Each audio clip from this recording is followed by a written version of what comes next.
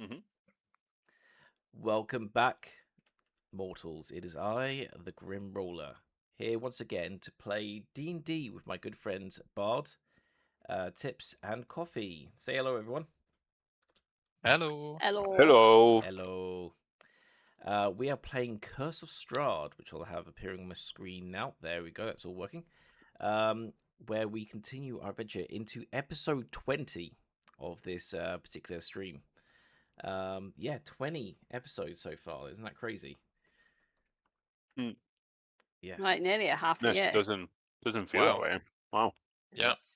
Yeah, exactly that. And in fact, I was just grabbing it now, but I have a link to all the previous videos on YouTube. So if anyone wants to go back, we didn't record episodes 1 to 5.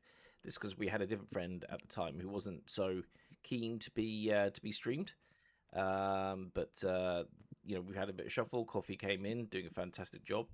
We've now been streaming since then, and really all you missed was just a little bit of introduction into the lands of Barovia.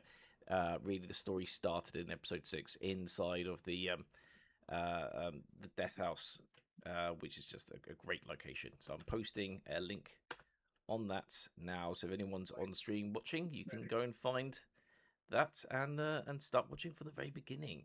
But yes, we're going to continue on in our adventures inside of Vallaki, which is one of the 3 main towns, excuse me, inside of Barovia. Last time, the group managed to cure Nina of her particular vampire blight that was killing her, but the cure also unlocked some memories for her. So she got a flashback to herself at the wee age of 40 when she was battling giant forces of Warforged on a mountainside, trying to get her hands onto a luck blade so she could make a wish and become immortal. Things didn't quite work out the way she wanted, but she did survive, and she managed to escape Barovia, though that wasn't her plan at the time. And it seems that she spent the next 60 years, nearly 60 years, trying to get back to Barovia.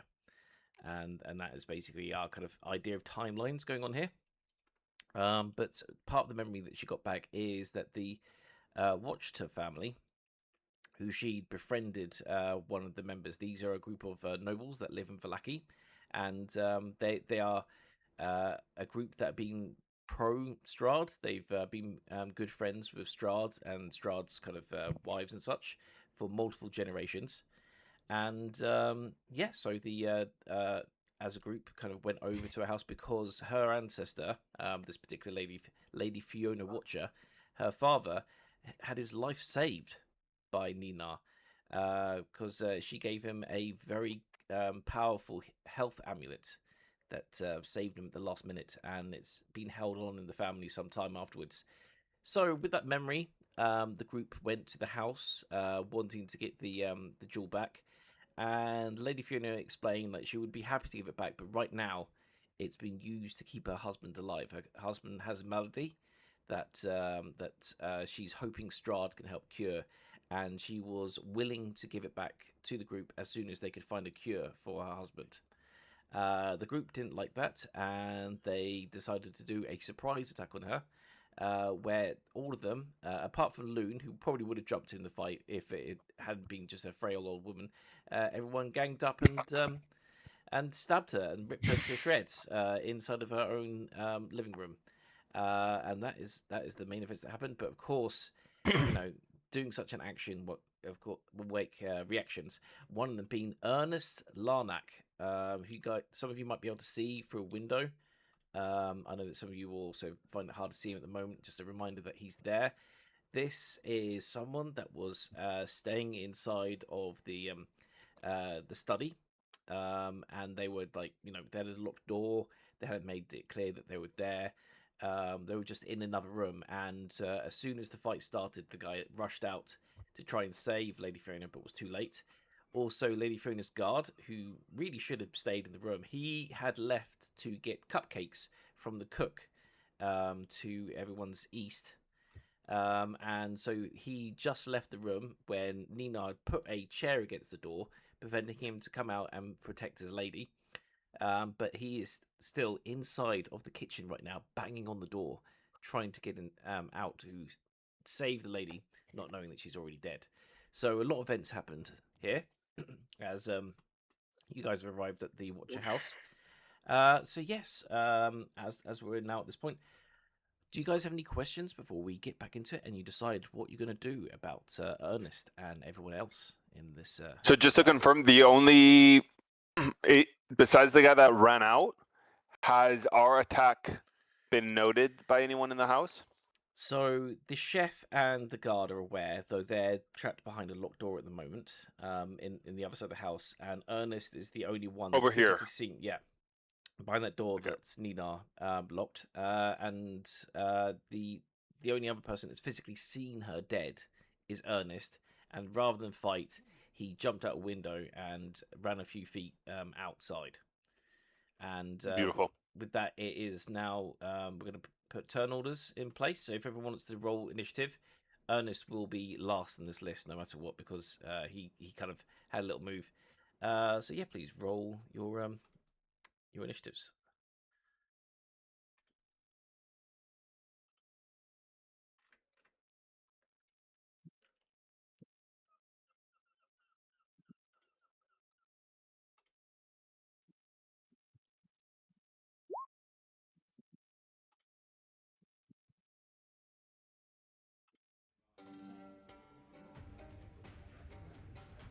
I think because I don't have Roll20 open on the PC, D&D Beyond won't sync, so I'll just roll in Roll20.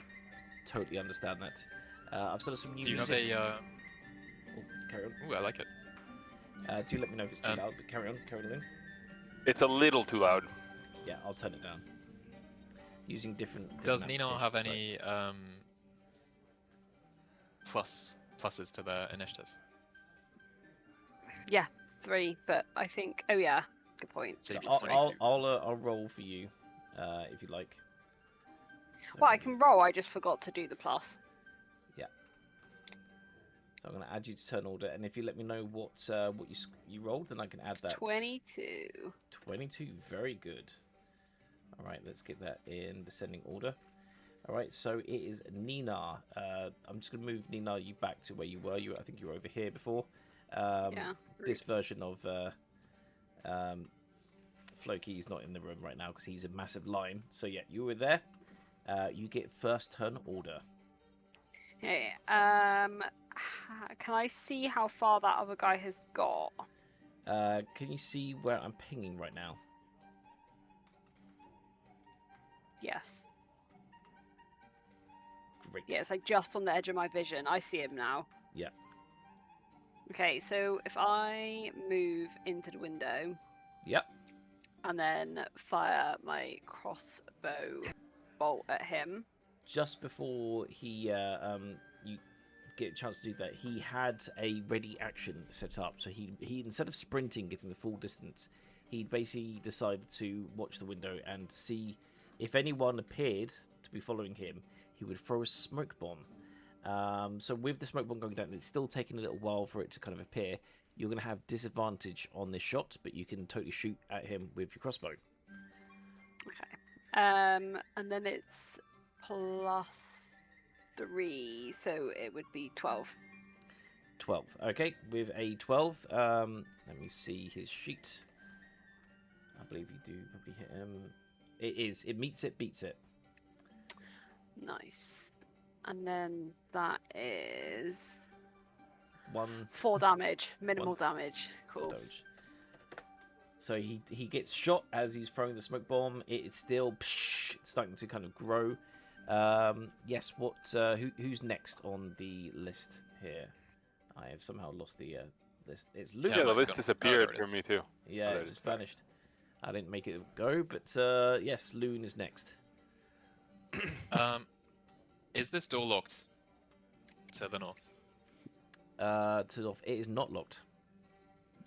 Oh, I thought there was a door to the outside. There is Okay. a further way you can travel if you want to keep traveling to the outside. If you saw as you opened that door, there was another door on your right, and you know from having walked around the house beforehand that there was a door to the north of the building. Okay. Loon's just gonna make a mad dash out of the building to try and kind of flank. Okay, 5. So 5, 5, 10. 10. 15 would be getting you to here, and so you still have 15 left. And then Okay, unless you want 20. to sprint it. Ooh, that one's locked. So it's locked from the inside. So this one unlocks from the Ah, inside, I see.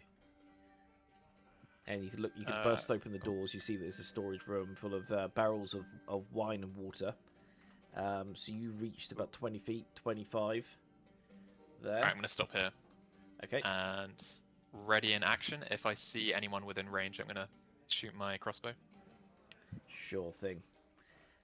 Yes. Then we're over to Peregrine. So we know there's 2 people that have heard of this altercation in this room, correct? Yes. Okay. I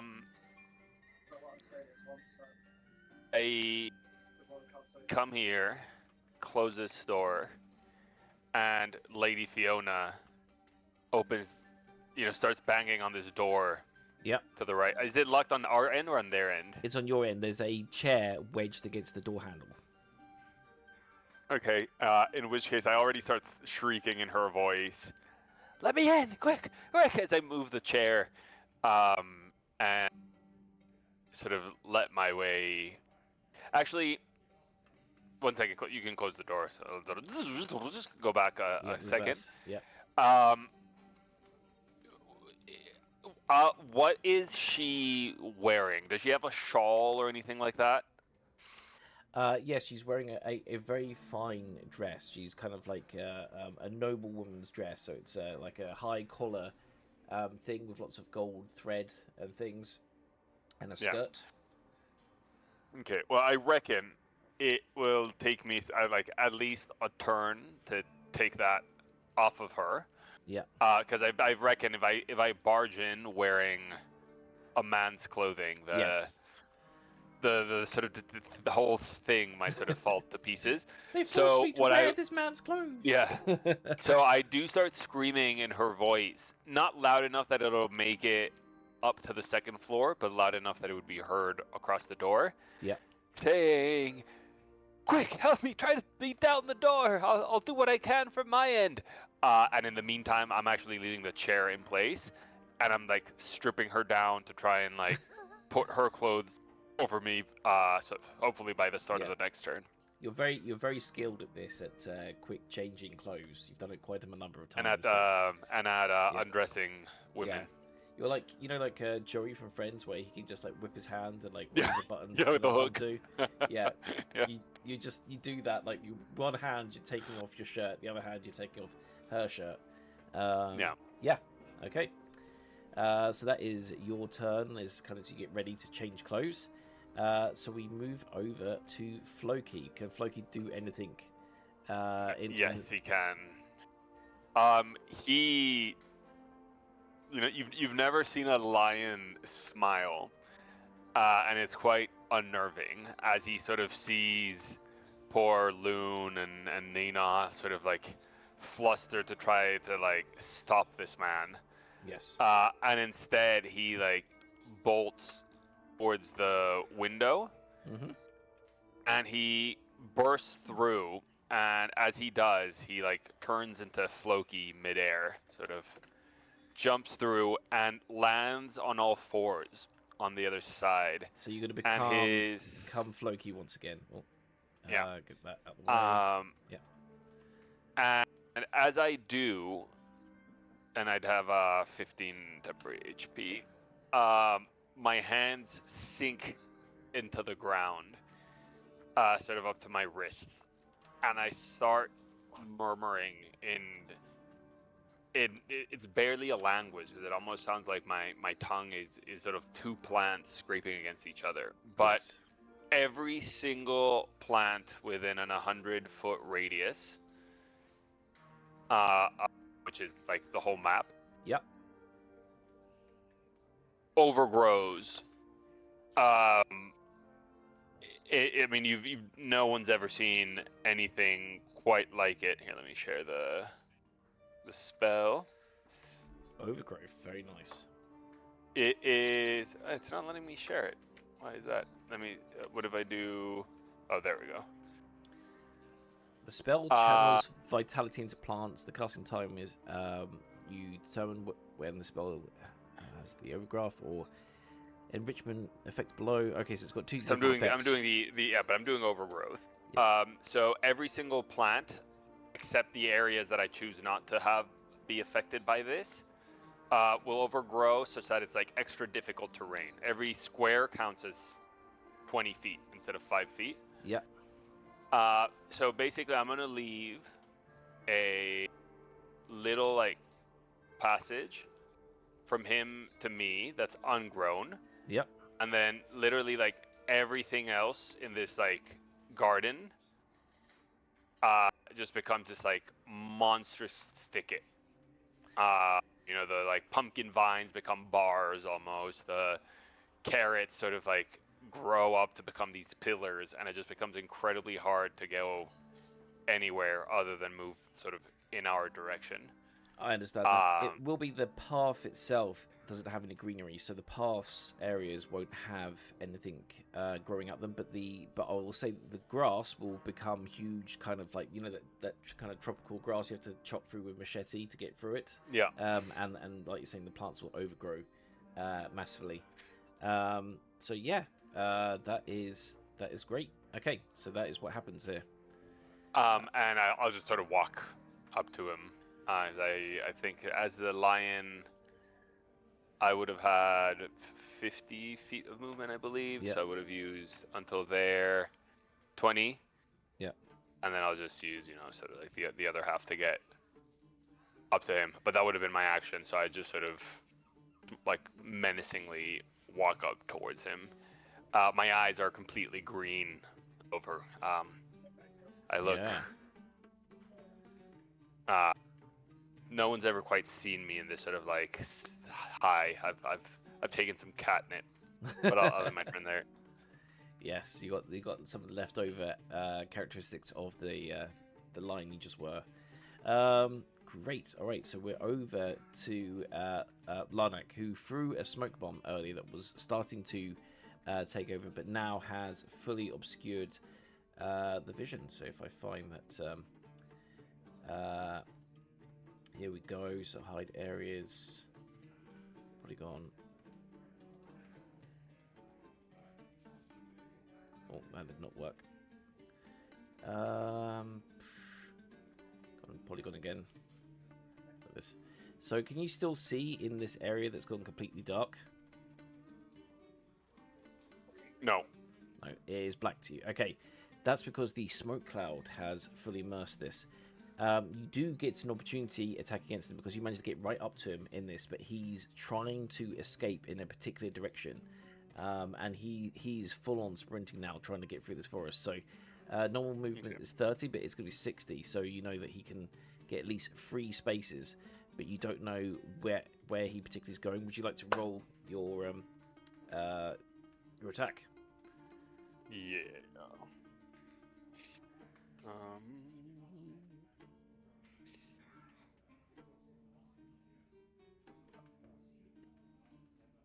A 14. And a 14 hits. Roll your damage.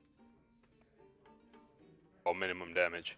3. Oh, unlucky guys. So twice now you've had minimum damage, but we're right back round to the beginning. So Nina, looking out the window, it is now thick with white smoke.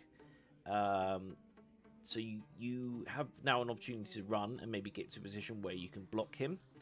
But you're going to have to try and guess as to which direction he's gone. Yeah, I was literally just thinking, I think he went north-ish. Yeah. So if I go... Just open it again. Oh, let me out the window. There we go. There you go. You're out the window. And then... I can't see how far it says it is. I'm trying to skirt around the edge of the smoke. So you can only get to about if I ping you can only get to this far because the ground is so overgrown thanks to Floki that you're literally wading through giant bits of grass. So unless you want to run, you're only going to get that far. And I assume I can't see anything from that point. It's still just a big cloud of smoke. So you But I can't see anyone like outside of the smoke. No, you can't. He didn't make it outside the smoke yet because he got slowed down by it. But you could do a ready action to be kind of ready for in case he does appear. Yeah, let's do that. Okay, so you ready your bow. Yeah. Yeah. So you got your bow at the ready. Great. We're over to Loon. So Loon, where are you traveling right now? Do you want to get to a spot where you can get advantage? Remember, anything that's within that green square, Floki has overgrown the plants. But you can, I'm going to say, along this top edge here, you can skirt across. It's just low enough. Okay. So it wouldn't be difficult terrain. So along the top row here is fine. Anything that's fully within the green circle is extra hard, difficult terrain. Yes. Oh no. Okay. Well, okay. I'll skirt along as far as I can. I don't think this man has seen me, and I don't think he's going to be expecting a child to have like assisted in a horrific murder. No. So Loon's going to skirt along the top as far as they can go, just kind of screaming in the most innocent, childlike voice possible, just like "Help me, help me," to see if he can kind of draw this man to him. Because Loon doesn't know where he's gone.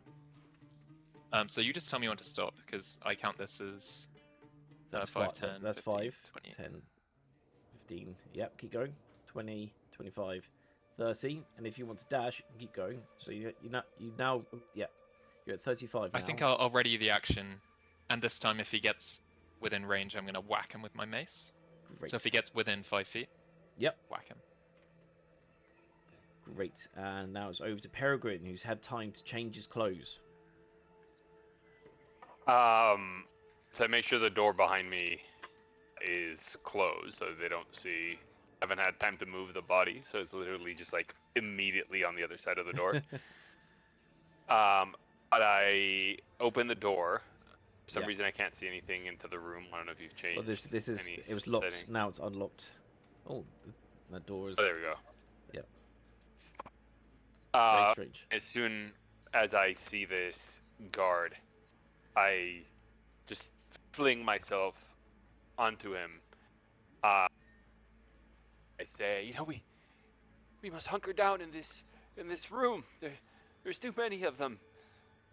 Is there anyone else on this floor that might be able to help us? Halleck, the guard, is like, "My lady," as he's looking at you. You've taken the clothes off the body, but of course, this body was not only stabbed several times, but also tore up with claws from a giant lion. So your clothes that you're wearing are covered in blood and cut to ribbons. As it, "My lady, please take my hand," as he's going to try to grab you. So do you let him grab you, or do you fight back? I mean, what type of grab is he going for? It's grapple. It's going to be by grapple rules. So you can either, purposely let yourself fail the dice roll, or you can try and push him back. So it will be a strength check. As I see this, I try to sidestep him and I say, "Quick, bar the door. Don't let them chase." And the guard goes, "Of course, my lady. I will fight them off myself." As he runs to go forward to open the door that you just left through to try and find and fight back against the people that attacked you. Like, no, bar the door here. They're too strong. Do not engage with them. He looks down at the chair that was used to bar the door before, and he goes over and he locks that door on the other side, using it, just putting it against it. And again, he's going to try to grapple you to bring you over, because it's like, "But lady, you're hurt, please. David, get the medical equipment." He shouted to the chef who's carrying the corner right now. So, will you push him away, or will you let him carry you to the table? I'm gonna let him carry me. Great. So he grabs you and he starts dragging you into the room, and they just dramatically pushes off all the pots and pans and all the other things off the kitchen table here onto the floor as he pulls you onto it, like a patient on your back, and he's going, get the health potion quickly now to Devat, who's rummaging through the bag of things, and eventually he finds a potion, and he's going to go, here, milady, and he's going to pour half of it on top of you and shove the bottle into your mouth to drink it. I drink thirstily. And you drink all of it, and the guy pats you over and looks at where you got all the kind of rends in your clothes and things, and he goes, like, my God, David, was that a greater potion? It's healed her instantly. Okay, I do feel quite revitalized. Please just stay with me. As I was leaving, I heard some of them exiting out the window. If we're lucky, they'll have left the house, but I really think we should wait here just to be safe. Of course, my lady. And he's going to open a window, and he happens to have there's a cage nearby which has got some pigeons in, and he's going to put a note quickly, just scribble a quick note, put it onto the pigeon's leg, and let it out the window.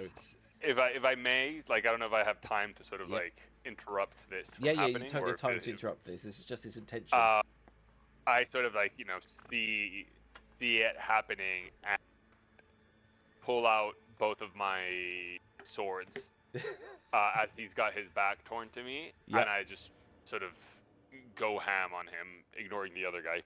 Great. So the chef who's over the side, who's holding a roll of bandages, you're ignoring him, and instead you're going for the guard that's turned around to throw a pigeon out the window. Yeah, and I hope to before he has an opportunity, as he's trying to affix the note to the pigeon or whatever, I just try to sort of backstab him as quickly as possible multiple times. Okay. So should I do my rolls? Yes, do your rolls, and you'll do it with advantage because you're striking him when he's not prepared in the back. Okay, wonderful. So let's start. Short sword. That's 1, and let me roll with advantage in case I get a crit. I don't, so 15 for the first one. 15 does not hit. When you stab into his back, what you find is there's actually chainmail underneath his shirt. He's got like a fabric leather shirt on the out front, but he's actually got quite expensive chainmail on the inside. The family is quite rich, and they don't like to flaunt it. This particular family like to make themselves look like they're humble, but he is actually quite well armed and quite well protected. So I'm going to use heroic inspiration to try and get him. I don't know how healthy he is, but I think this is going to... Yeah, so this heroic inspiration is you went for his back first, now you're going to try to go for his neck to see if you get it. Yeah, but no, it's... So okay, so first attack misses. So you just plant it just hits into his back as the chainmail takes the hit. Okay, second attack is with my rapier, which is a 19. Okay, so that'll hit, but let me see if I get a crit by any chance. I do not. Okay, so with a 27, I'm guessing that hits. That hits. There's very little you can do about that. Okay. The damage isn't rolling. There it is. Oh, max damage. Beautiful. Okay, so that's 13 piercing damage. Great. Yeah, sorry, go ahead. So I was going to say, with a 13, that's exactly his health. Tell me how you kill him. Wonderful. I sort of skewer the pigeon into him. He gets stabbed once, he turns around holding the pigeon, and you push the blade through the pigeon into his throat. As I do, I think not, but you might know because you've played a paladin before. I can't then use smite on a different target, right? No, as a bonus action. It has to be the same target. It's like basically you stab them and then you pump them full of holy energy that explodes them. Yeah. Okay, in that case, I'll use both of my bonus action attacks on the poor chef. Yes. To the south. So these will be probably without advantage, and they don't get the modifier. Yes.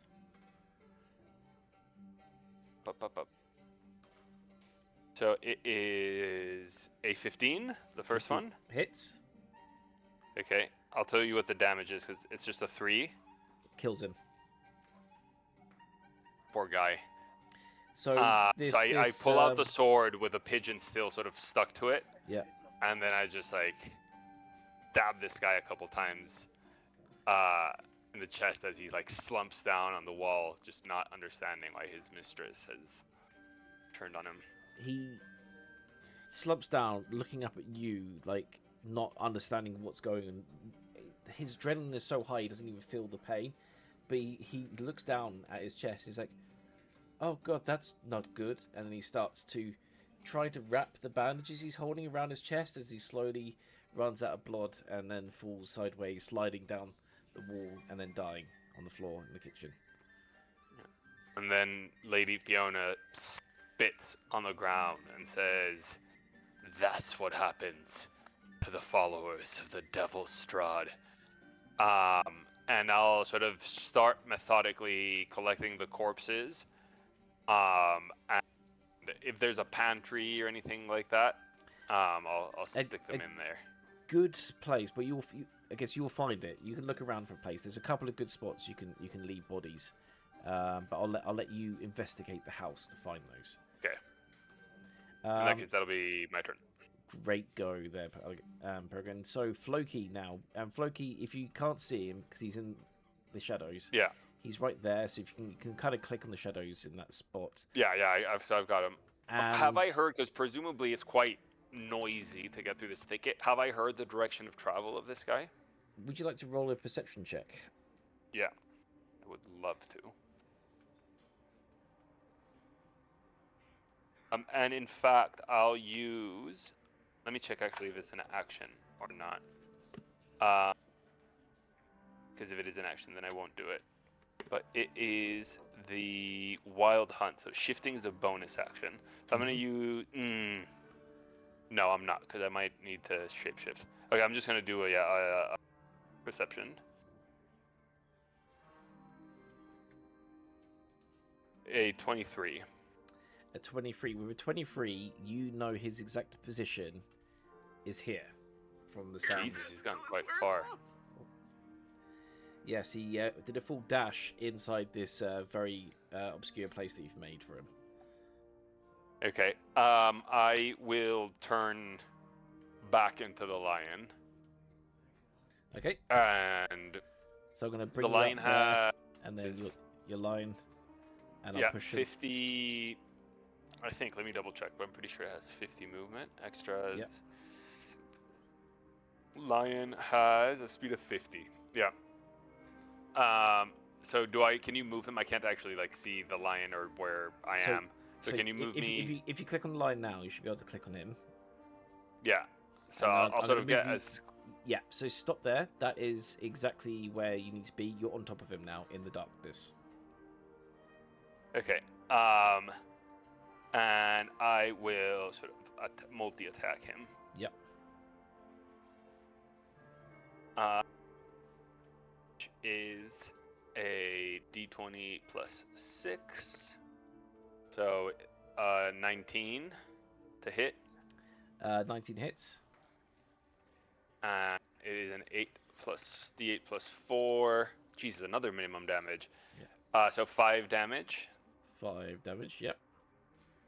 And then I strike again, which is an 8 plus 6, again a 14. 14, yep. Another minimum damage, Jesus. And I do another 5 damage. 5 damage. Okay, great. Yep, so you have torn into him. You can hear the screams as he's trying to get away. So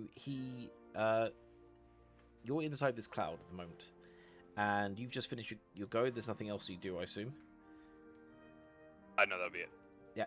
So you have torn into this guy pretty damn well, and it is a loon pointing out that it's only been on the damage dice, but we've had 4 nat 1 damages, which is pretty crazy.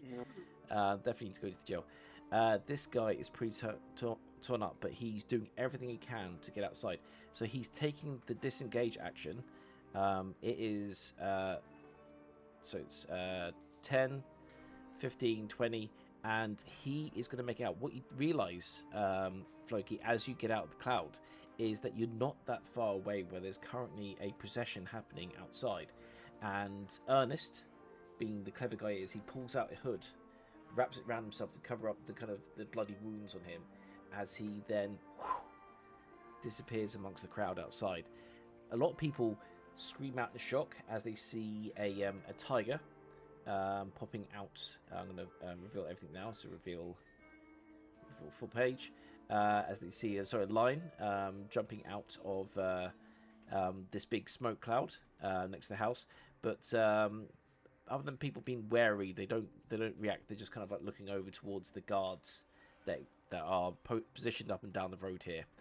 But they're not going to react at this point. They don't know if it's some sort of trick and illusion or something, or part of the party. There's so many surprises happen during these festivals. They just have no idea what's going on yet, but they are a bit scared of you. Do you reckon I could like give chase, or is he like gone in the crowd, sort of like narratively beyond reach? He's gone. He is an expert at subterfuge, and he has just stealthed into this crowd and vanished.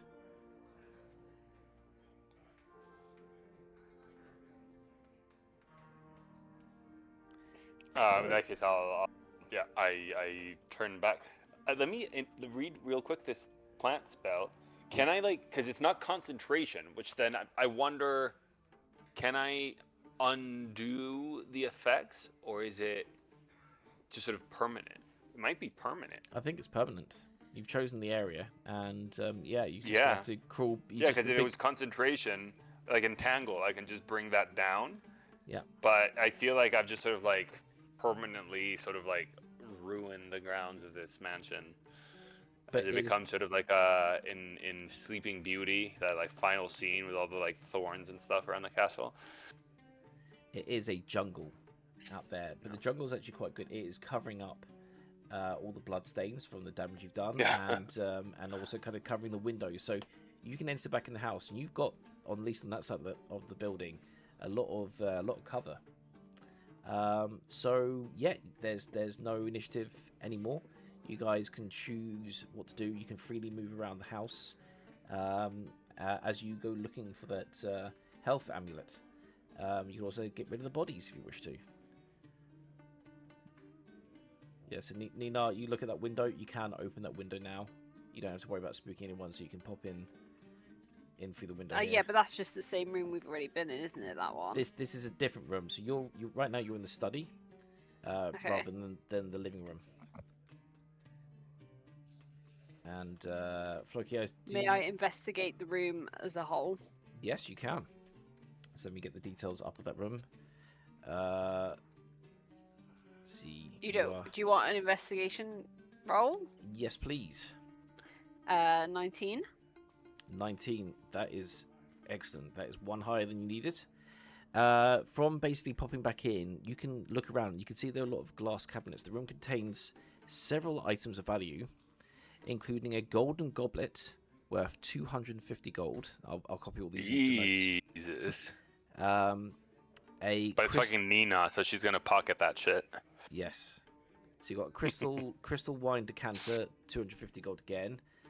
You got some electron candelabras worth 25 gold each, and a bronze urn with the picture of frolicking children on the outside, and a lot of ash on the inside as well.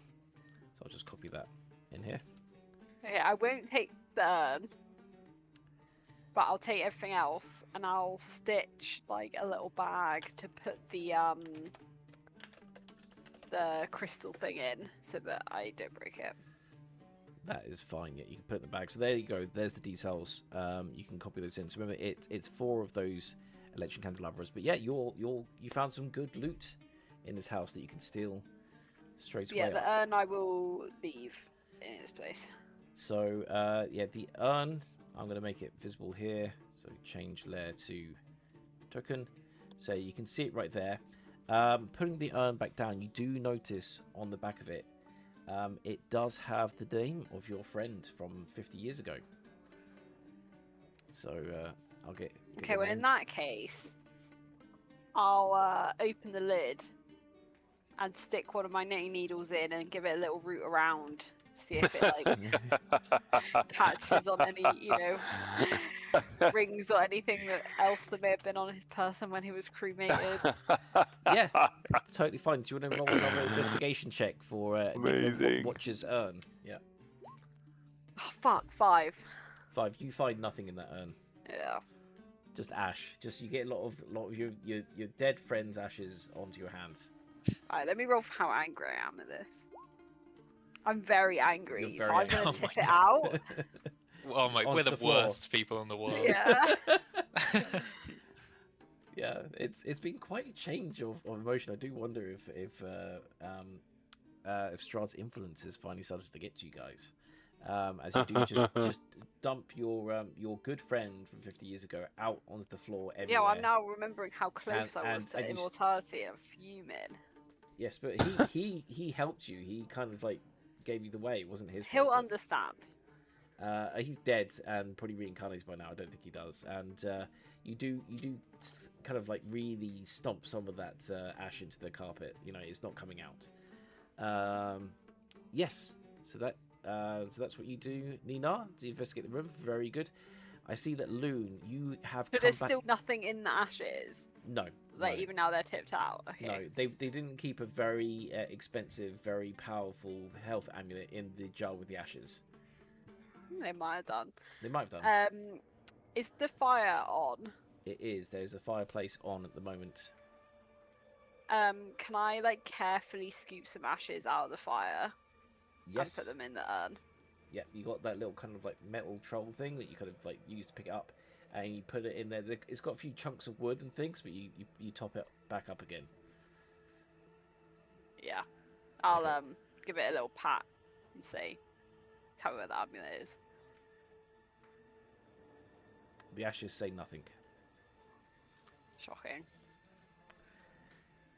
Loon, you came back in through the back door, and you went through a few rooms on the way. Would you like me to tell you about those rooms at all? Yeah, let's do that. So when you first came in, there was and I'm going to move your character just a little bit to the right. There was this door opposite, which you did take a look inside. So this is like a broom cupboard where you got like lots of kind of coats for the rainy days and fancy shoes and things.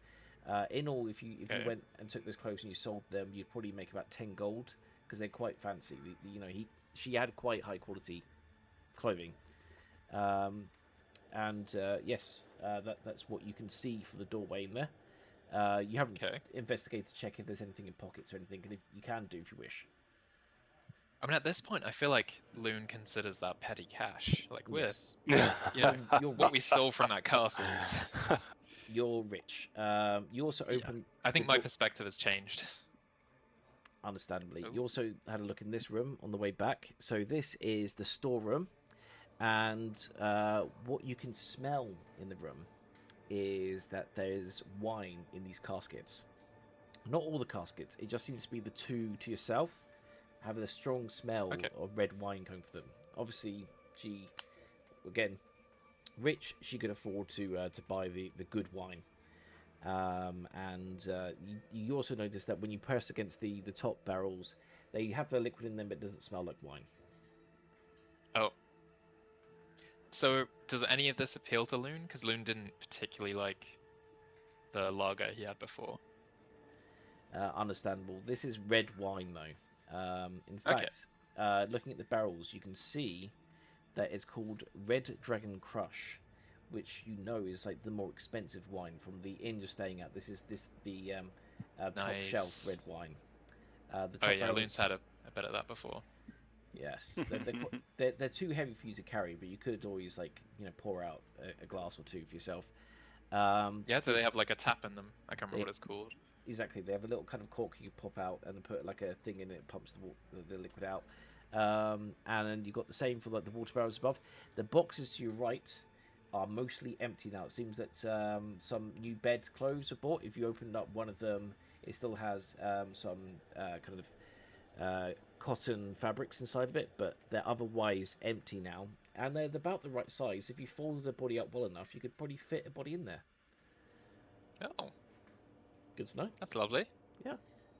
Okay, well, I think Loon for his turn is gonna open up one of these barrels of water and Yep. get Hidori drinking, and he's gonna Aw. have a little splash of wine.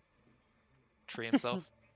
Very nice, very nice. You just pour yourself a little glass, and as you know, red wine tastes nice. It's not as good as like soft drinks and things as for a child, but you know it's not bad. It's kind of got a fruity taste to it. Yeah, so you enjoy it. But having one glass isn't enough to intoxicate you. But if you wanted more, we'd have to roll on that. He wants another glass, I think. You want 2 glasses? Is that a constitute? Alright, let me roll it. Yeah, we'd roll for Oh temporary. no, we're exhaustion. rolling low today. Okay, so you get 1 point of exhaustion, which will only last for an hour. Oh, shit. Okay, cool. Because you're a And little, that's you're a my little drunk now. But what I'm going to say is that with that, you're also going to get advantage with any strength check you do. Nice. Because Okay. you're punch drunk. Alright, so that is that room. If you want to investigate the next room that you pass by, you found a room with a bunch of beds in it.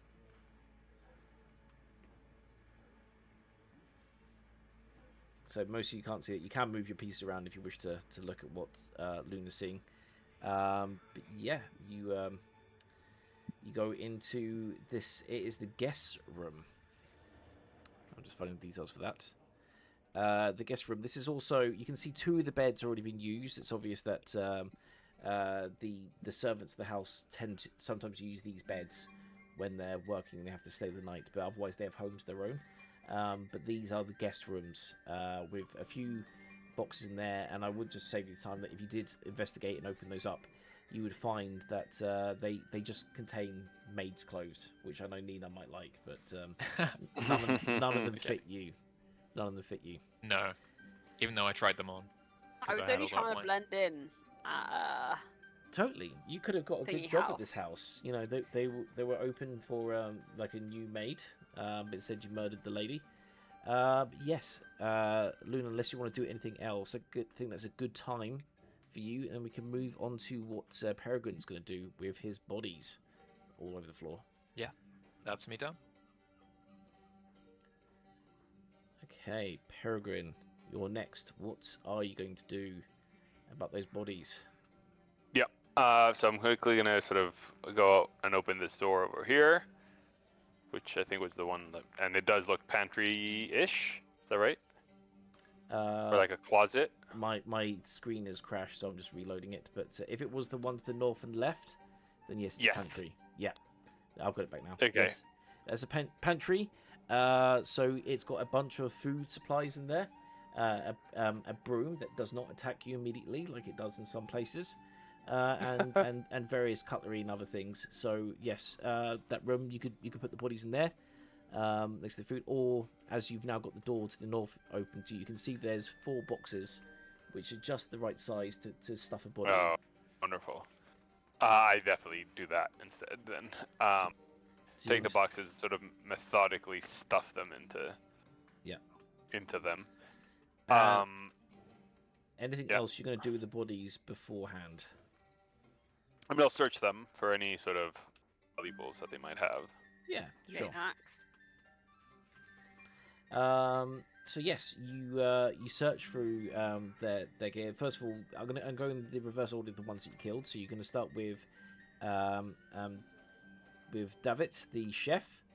Going through his valuables, you see that he doesn't have much. He has like about 5 silver for his wages for that day, and he has a note from his wife wishing him best luck and saying that she felt the baby kick today. So that's what he had in his pocket. Halleck had a chainmail shirt, and he also had a spear, just a regular spear, nothing special with it. But you're welcome to take those. Yeah, I do. And he had no other kind of artifacts on him. He seemed to be kind of keeping himself quite professional in that sense. You move on to Lady Fiona, where you find that she has a locket. It's a rather expensive locket, worth about I'd say about 5 gold. And open Rather it up. expensive. You were giving 250 gold before. 5 gold is a pittance. For a little locket, I think 5 gold is worth enough. That was the high quality stuff in the other room that Nina and I found. But yes, you open up the locket, and you see on the left is a picture of Lady Fiona with her husband, some years younger, that someone's painted, and she also has a picture of her 2 sons who are looking kind of a bit naughty and mischievous, like they've been up to something they shouldn't be, and she's holding a baby girl in her arms. And then the other side of the locket is a picture of Strahd.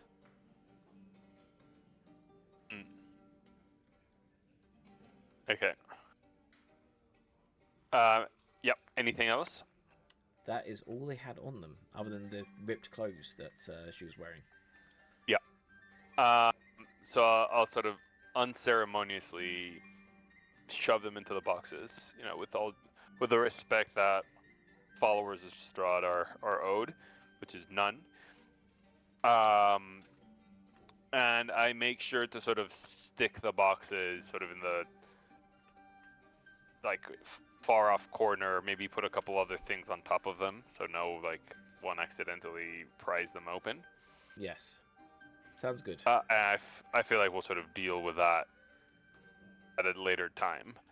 But we know that there's people sort of above, so I recommend we sort of stealthily go up and handle the situation up there. Sounds good. I'm going to turn on the mode for you. I'm going to turn on Explorer mode. I think that'll just help you kind of know the areas a bit better, so it will start saving to your map as you're out the room, as you're kind of exploring the house. But what you heard earlier was... this is really nice. I didn't know we could do this. That's really nice. So this is what I like to do, especially when I'm not trying to keep things hidden for you anymore. You can move a piece around, and it will draw the map for you, so you get to kind of know where things are and where you've been. So, what was it? Yes, before you attacked the lady, you heard the sounds of a human making meow sounds, like a fake cat sound upstairs, yelling out for their mummy at one point, and the sounds of chains banging against the metal bed frame. Yeah. My God. They came from upstairs. Okay, now having been able to walk around the house, and by the way, I didn't know this Explorer mode existed, but this is great. But Yes, it is new left features. a incredibly conspicuous black box right here. Can we sort of explore the walls around it to see if there's any sort of hidden entrances into a cupboard or whatever that might be? Sure, this is why I turn exploring. It would be something that you would notice as you walked around the floor below, that there is a shape to it. So there is a shape there, but there was to your north right now a stairway up to the next floor if you guys wish to go upstairs.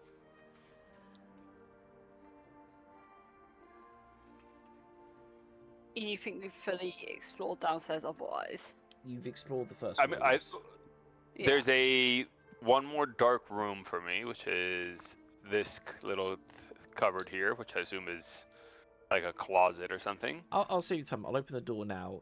Poking in there is the same things before. Instead of it being ladies' coats and shoes and other things, it's men's coats, but there's less of them. Yeah. In fact, I'll tell you one thing. So in the right one here, there it was a one side is a coats for women, and the other side is coats for a younger woman. They're much smaller and thinner. And then the other room seemed to have only kind of coats for a single person, a single man. Yeah. Which sort of tracks with what we expect to find above. Yes. Though you do know that she has sons, but they don't live in the house. Yeah, exactly. So can we see whether this is a secret sort of storage area or whatever? If we do we see any buttons or trap doors or false walls that we can sort of push through without destroying anything? What you can do is you can go up to any room and you can roll a perception check or an investigation check to try and find any kind of secret ways. Letting you know that it doesn't necessarily mean that there's a way on this floor. It might be one of those things where there's like ways above or below or something to get into the place. Right. But depending on the room you're in, if you do check, you can feel the walls and see if you find anything. Okay. Well, Floki is going to use his bestial instincts. No, they're called shifting. Sorry, shifting. Wild hunt. And so my nose sort of grows, my ears sort of extend a little, and you can just see he becomes more canine-like. This gives him. I didn't know it gave me temp HP as well, which I don't need because I have it from my animal form. But what it does give me is advantage on perception checks, wisdom checks in general. Great. So I will, let's see, wisdom, perception. I'll check from the living room first. Yep. Where is your character right now? Because I can't see Floki on the map. I wonder if he's underneath someone or something. I don't know. I feel he's been deleted. I'm just going to drag you a new Oh, one. no, he's humongous. He's been made the size of a titan. Oh, yeah. That's Oh, a did that weird happen bug. again? Oh my god. Okay, let me just fix that because that can't be right. I might have to delete that. I think that's my new size. I don't know why this happens. It's definitely been an update with this, but let's bring Floki in, and I'm just going to reset the explorers because you shouldn't have seen upstairs with that. Yes. So you're in the room. You had a little investigation check. Roll it. Oh, you have done? Okay. I did. It's 16. 16. So with a 16, you could knock on the wall and you definitely feel that there is a hollow space inside. But you don't find any obvious signs of how you get into this hidden room. Okay. Then I'll go into this little cupboard and check from there. Roll again.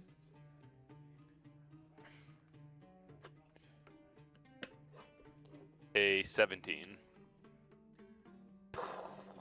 You push on a door and it kind of does that thing where it's like Indiana Jones style, where there's just a sound of cogs inside and dust falls down. It's as this door opens up, leading to a secret way into the basement. So you now, it goes down instead of up. It goes down. So you now have a staircase up where you heard people, and you now have a staircase down which doesn't seem to have been used in a long time. I'll roll another perception check and see if I hear or smell anything from below. With a 23. It smells musky below, and also with your keen hearing, you can't hear any sounds of below. But with that same keen hearing, you can hear above you the sounds of feet, small feet jumping off and landing on the floor, and the sound of meows. But these are actually cat meows that are directly above you.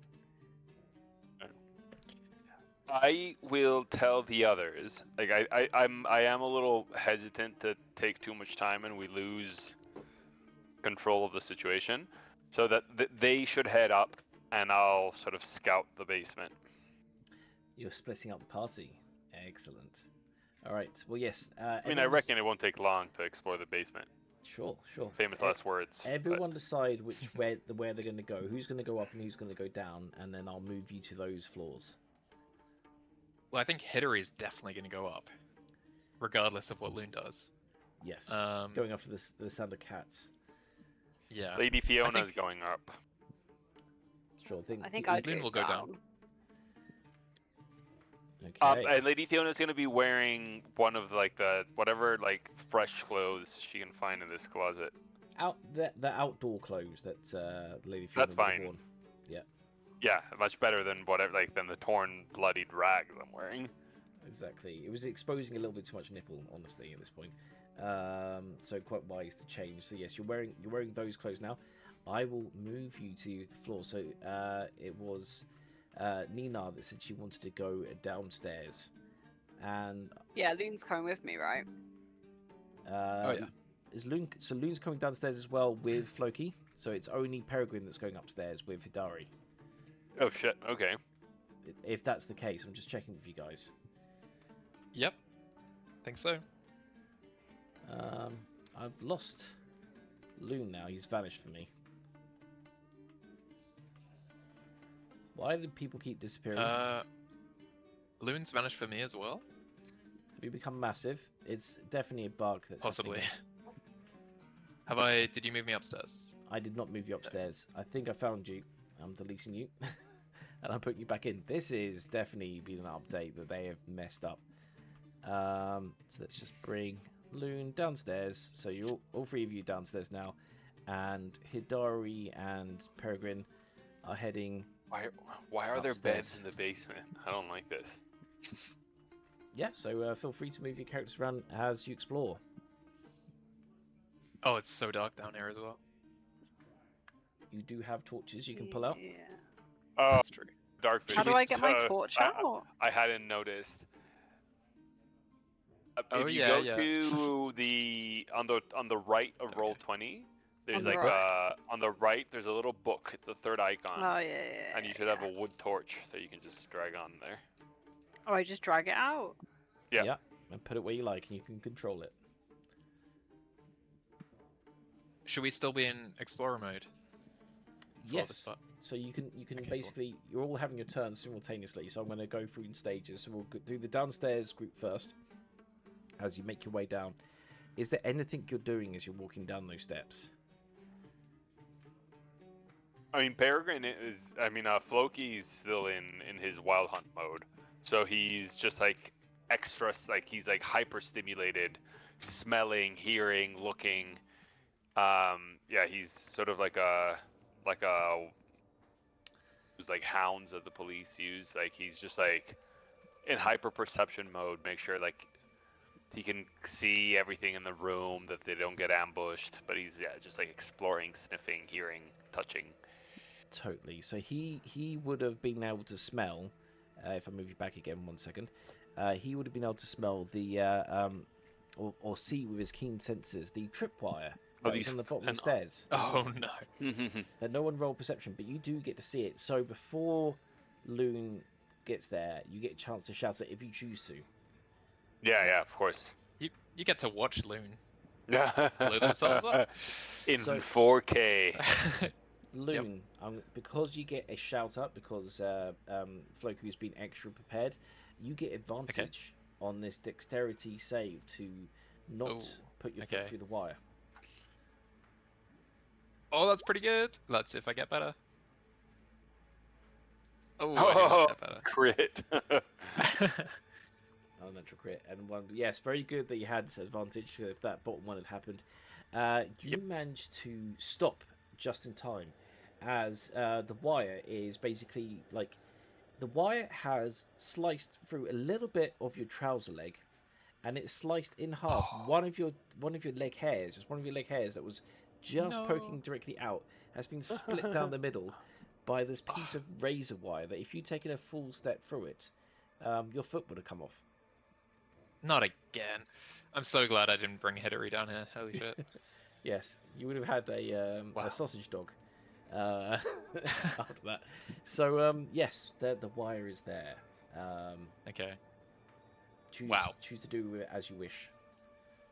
I've never heard of a tripwire that is just to cut you open. Wow. Yeah, it's a slice wire, not a tripwire. Yes, you can choose how you wish to do it. You can try and hop over the banisters, or you can try to cut it, or do something else. I think I'll be very thankful, and then I'll hop over the banisters if it's not too high. Sure. So you hop over the banisters, and as you do that, leaving the wire in check, we move upstairs to find out what's happening with Hidari and Peregrine, who've now entered the upstairs, with Peregrine still pretending to be the lady of the house. You are at the top of the stairs. What do you wish to do? Did you give Hidari, and I don't actually know if Hidari behaves of their own accord, or if they're sort of like well trained and following orders. But I think. Yeah. I know that was. I think that was a question to Grim, but I think. No, it was a question to you. Oh, really? Okay. Well, this is a direwolf puppy, which acts on its own accord, but I think I have somewhat of a psychic connection because it belonged to like, it was a part of Loon. Yeah. So I think there's some sort of psychic connection there, but it is There still its is. own entity, and it can make its own decisions. There is a psychic connection to it. So basically, psychically, you can send through thoughts and feelings to your dog, and you can sense it back as well. And it's through that your puppy has learnt how to act appropriately. Were you able to see through the fires there? Like it seems someone was messing around with the torches in this room. But yeah, I can see and hear if I'm not meant to, in this room which here. might have been my character like moving around. Interesting. There's something happening. There's weird stuff happening in this game that I don't like.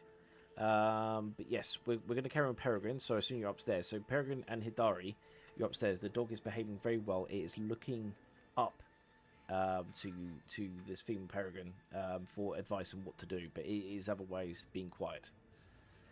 Okay. I will sort of point or whisper, and I say, "Stay and listen in case I call you." I just hope like the pup sort of like understands as I'm not. I'm just going on like upstairs with resolve, and I'm acting as sort of naturally as possible, as if I live here. But obviously, I have no idea what is behind any door. Do I hear either the man or the girl through either of the doors? Because you shouldn't be able to see them really. Is again the game is glitched out and giving you areas to see into rooms you shouldn't do. So I'm resetting that. So yes, You know what it is? It's like it's giving us the vision of this torch and this torch. That's so weird. I made a different torch. Yeah, to like make now them. I don't see anything. Now that fixed it. it's That is so weird. I have two torches. I have torches which you can and can't control. You shouldn't be able to see this new one I put in. we do see that torch. You can see that torch? Okay. Yeah, as like it's giving us eyes. Because the tags say it has nothing. The game is broken. The game is broken, but it's fine. We will just talk away Should through we it. uninstall? No, campaign? I'm gonna find out later on because that torch there doesn't have it in your books at all. I have a different torch. Straight to jail. This torch here, you should be able to control. This one I just made here. You should be able to control. Yes. This other torch here, you shouldn't be able to control. But it's not only that we can control it, though. The problem is that it's giving us vision. I know, and that is it down to Roll20. So putting out there, Roll20, you've messed up, son. You've messed up because Sue your ass. that one in the book when you open it up, the details it says no one has control. Only I should have it. So Check on like the lighting settings or whatever it's called. Dynamic settings or something like that. Yeah. If it has like eyes or like visibility. yeah. So I've just turned it off on the normal torch. So can you still move this torch here? No. Okay. All right. But now you can't control your own torches. So that is something.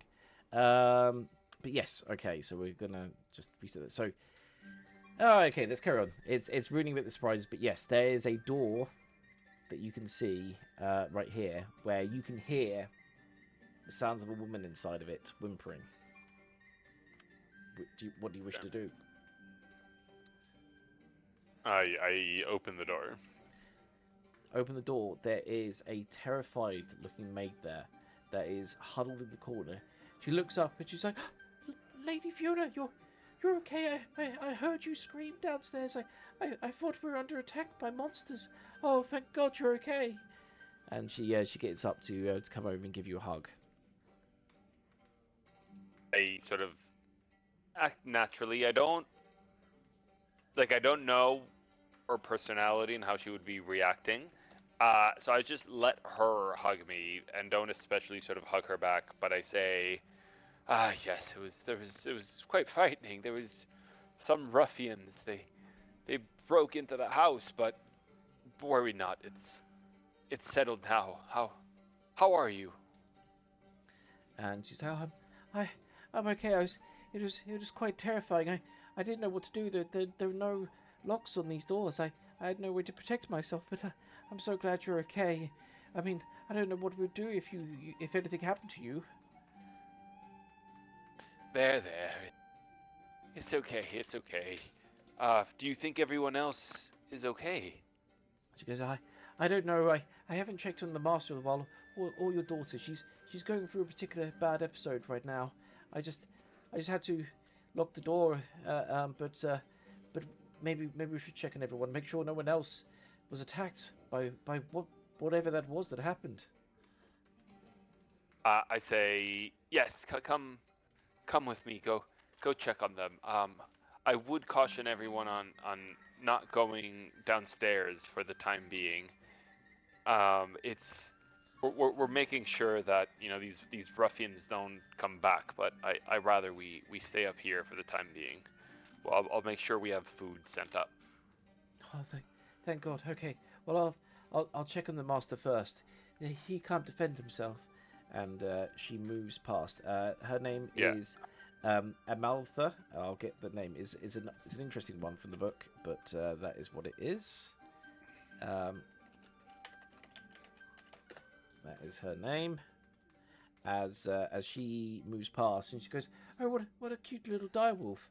And she gives him a little pet, and she pulls out a little dog biscuit she happens to have in her pocket and gives it to him, and continues on down the hallway. As she passes by this particular room over here, which I know, Nino, you can't see right now, her foot makes a sound on the kind of the planks, a squeaking sound. Yeah. As you just hear like meow, mother, am I a good kitty? Am I a good kitty? Excuse me. That was hard to go high pitch like that. But yes. No, that was good. Yes, she is. So there's a woman screaming that she's a good kitty, and the maid seems quite disturbed by the whole thing, and she kind of puts her head down, and she doesn't want to get involved. As she goes along, and she knocks on this first door here. Has she reacted at all in passing through this first door up there? She didn't go for that door at all. You can hear the sound of cats behind that door. Of cats, of actual Real cats. Yeah. I was gonna say actual human cats, but I mean no, actual cats. Feline cats. Actual feline cats. Yes. Okay. As she's ignoring that room. That room's just locked for the moment. She knocks on this door, and she goes, Madlena, it's okay. It's okay. It seems like everything's sorted now. You're safe. And this door opens up, and there's another maid there, and she goes, "Oh, that was so terrifying. I didn't know what to do. I've never been involved in an altercation. Lady Fiona, I'm so glad you're okay. That sounded quite terrifying when you were screaming downstairs." It's fine. It was quite a fright. How are you? How are you holding up? I'll be okay. I just need a moment. I'll just be here for a moment. It was all too scary. I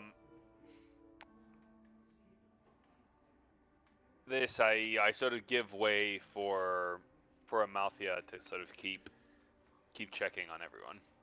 She knocks on the door and she goes, young master, are you okay?" As she opens the door, it's okay. It's just me, Amma, and your wife. We're just coming to check that everything's okay. As she steps into the room. What you find in this room, I'm just going to find the exact details on this one. There's a weird wall at the foot of the thing that you see through. That's part of the bed. So the bed frame goes all the way to the ceiling, and it has like a veil that covers it to basically it allows them some levels of privacy when people come to visit, so they can't see him. But you have immediately gone and walked around to the other side to find Nicola Jr. And this is Lady Fiona's husband, who lies in this bed. His face and like top of his head and like part of his chest where the this amulet sits still looks human and healthy, but the rest of his body has become that of a zombie. It is, the skin has like shriveled, and like the bones are exposed, and there are thick veins, and it's all start to turn a sickly color of green as he kind of like breathes heavily. Darling, I was so scared. I didn't know what was happening. I can't live without you. And he is bedridden. It seems that the amulet is the only thing that's holding back a zombie infection from taking over his body. Yeah. I make sure to sort of keep some distance with him, and I say, I'm just glad everyone else is okay. The situation is under control now. We overpowered the ruffians, but it was certainly quite a fright. We? Who else helped you? I thought most of the guards were away at the festival today. Oh no. We should definitely give our guards a raise. They showed a level of heroism and bravery I did not expect. This not everyone was left unscathed, but I think the worst is over. That is good to know. I mean, they do so much good work for the orphanage. It just, I just thought they were away with the kids today, but it was good that they came back early. Yeah, no, thanks Strahd, everyone is okay. You and Strahd. I swear your obsession will kill you one day. Might kill us all. I joke. Yeah. I jest. Yeah. So as I step out and I say, "Dear, rest up. This is too much exertion for everyone." And she goes, "It's right. I'll go see to your daughter now. Maybe her episode will have calmed down, as you can hear her just kind of really yanking at the chains connected to the bed.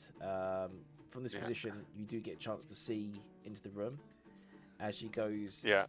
As the maid goes into the room, trying to calm her down, getting like a wet sponge to kind of like wipe some of the sweat off her face. So I'll get the details. That doesn't have the right name here. Sorry. So 1 second. This is bad on my prep here. That's room N. What's her name? Stella. Stella Watcher is her name. So just put that in there. Stella. And Stella.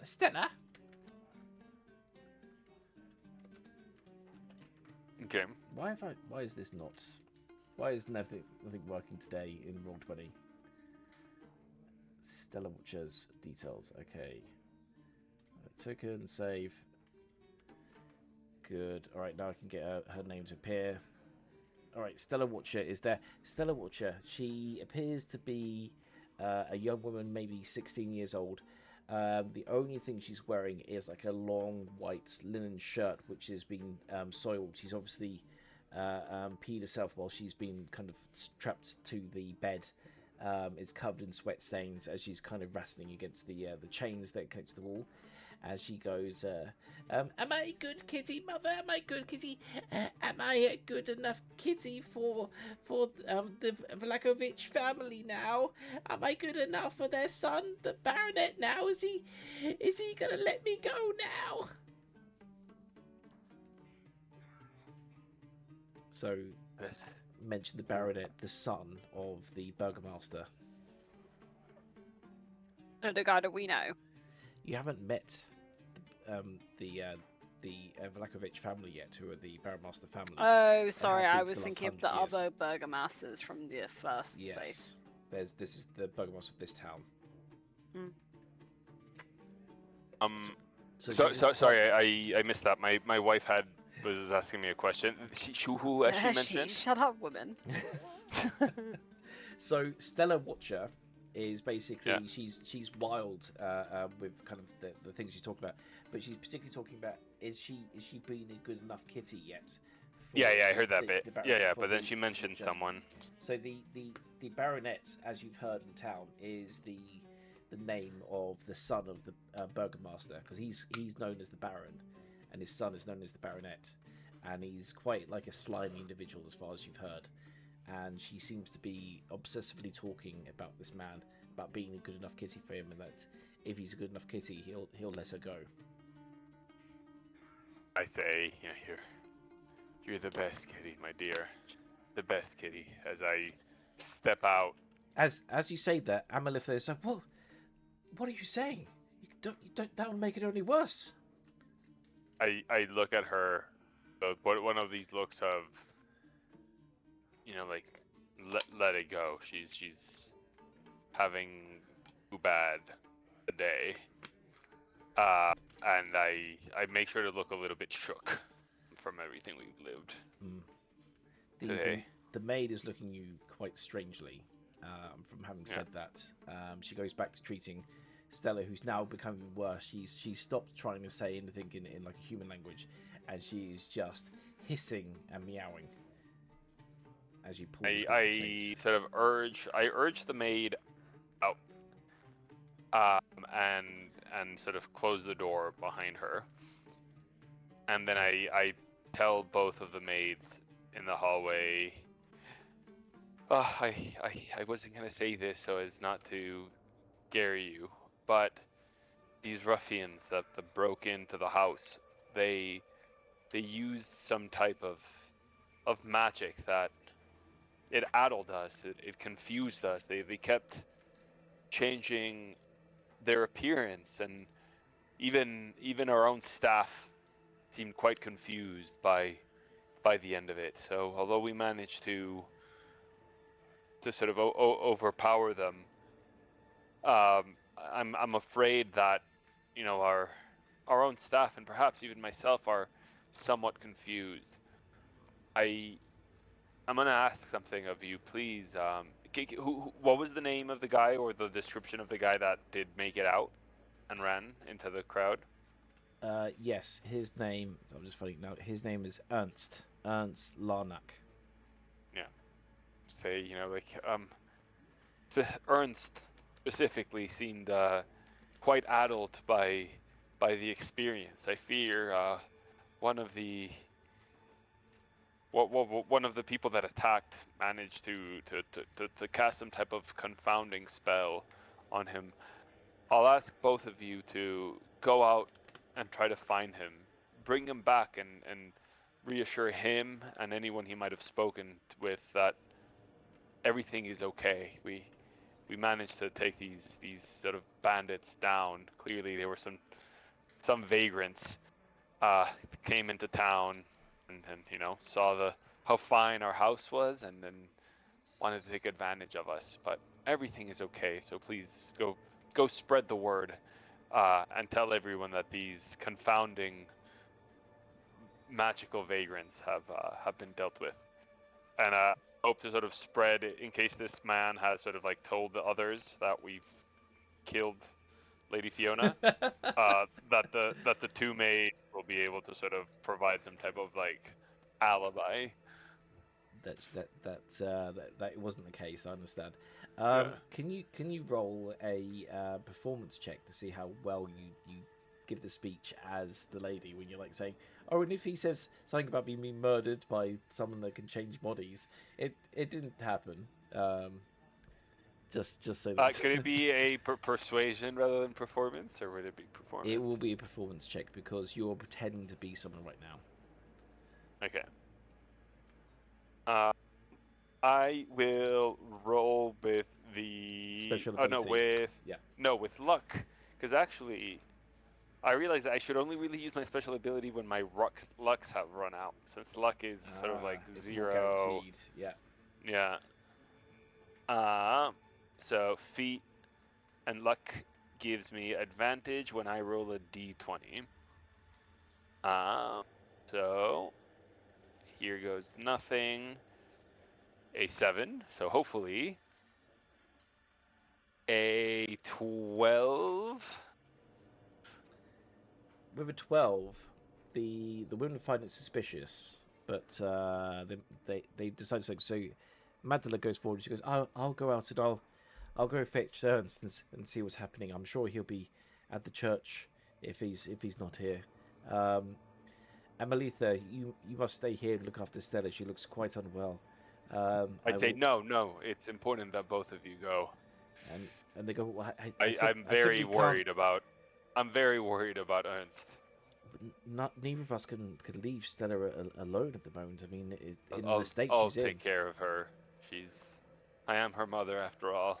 Right, now try roll persuasion check to see if you can make both of them leave. Okay.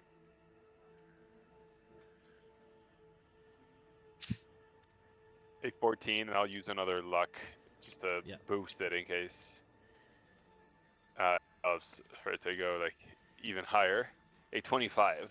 They go and go, yes, lady, and they're finding it all very mysterious how you're acting the story, but they go and they leave and they lock the door to Lady Stella's room, and they look over to the master's room, and they're a bit kind of worried, but you're kind of standing between them and the master, and they both go out and they pet the dog, go down the stairs, and they have left the building.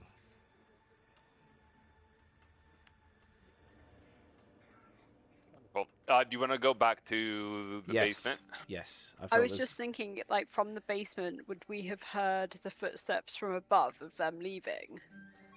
Yes, but you might have missed that because as Loon jumps over the banister, and I've got this weird thing where I've got like 2 loons on the screen. I don't know if you guys have got that too. Just the one. Just the one. No, just the one loon, actually. I'm going to refresh it. See, as Loon jumped over the banister to land on the ground, he triggers a rune that has been kind of etched is going into on in this basement? Are you kidding me? Yeah. This is why I wanted to move at this particular point, so let me just get your characters there. So I need to just get this. Bam. As you hit the rune, there's this kind of like rumbling sound as piles of sand start to rise up in patches all over the floor, and surrounding you all. Like the room is filling with sand, sort of like Indiana Jones style. More, what the fuck? Okay, no. More that there were beings underneath the ground as they rise up in the room, and they all stand there watching you, and they go, "What is the password?" Meow. That is incorrect. Oh, you are intruders. Prepare to die. Password, I have no spell slots left. Everyone in this room roll initiative, and no one upstairs can hear this going on. God. Yeah. Wait. My Mace of Terror.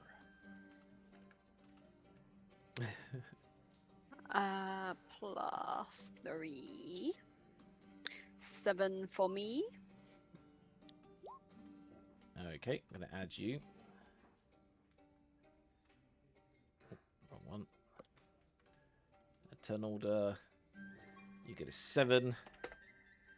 As Loon is the only person that manages to beat the skeletons, being the first one to activate them. So we're going to switch up the music, and we're going to go over to the fight music. Let's start it.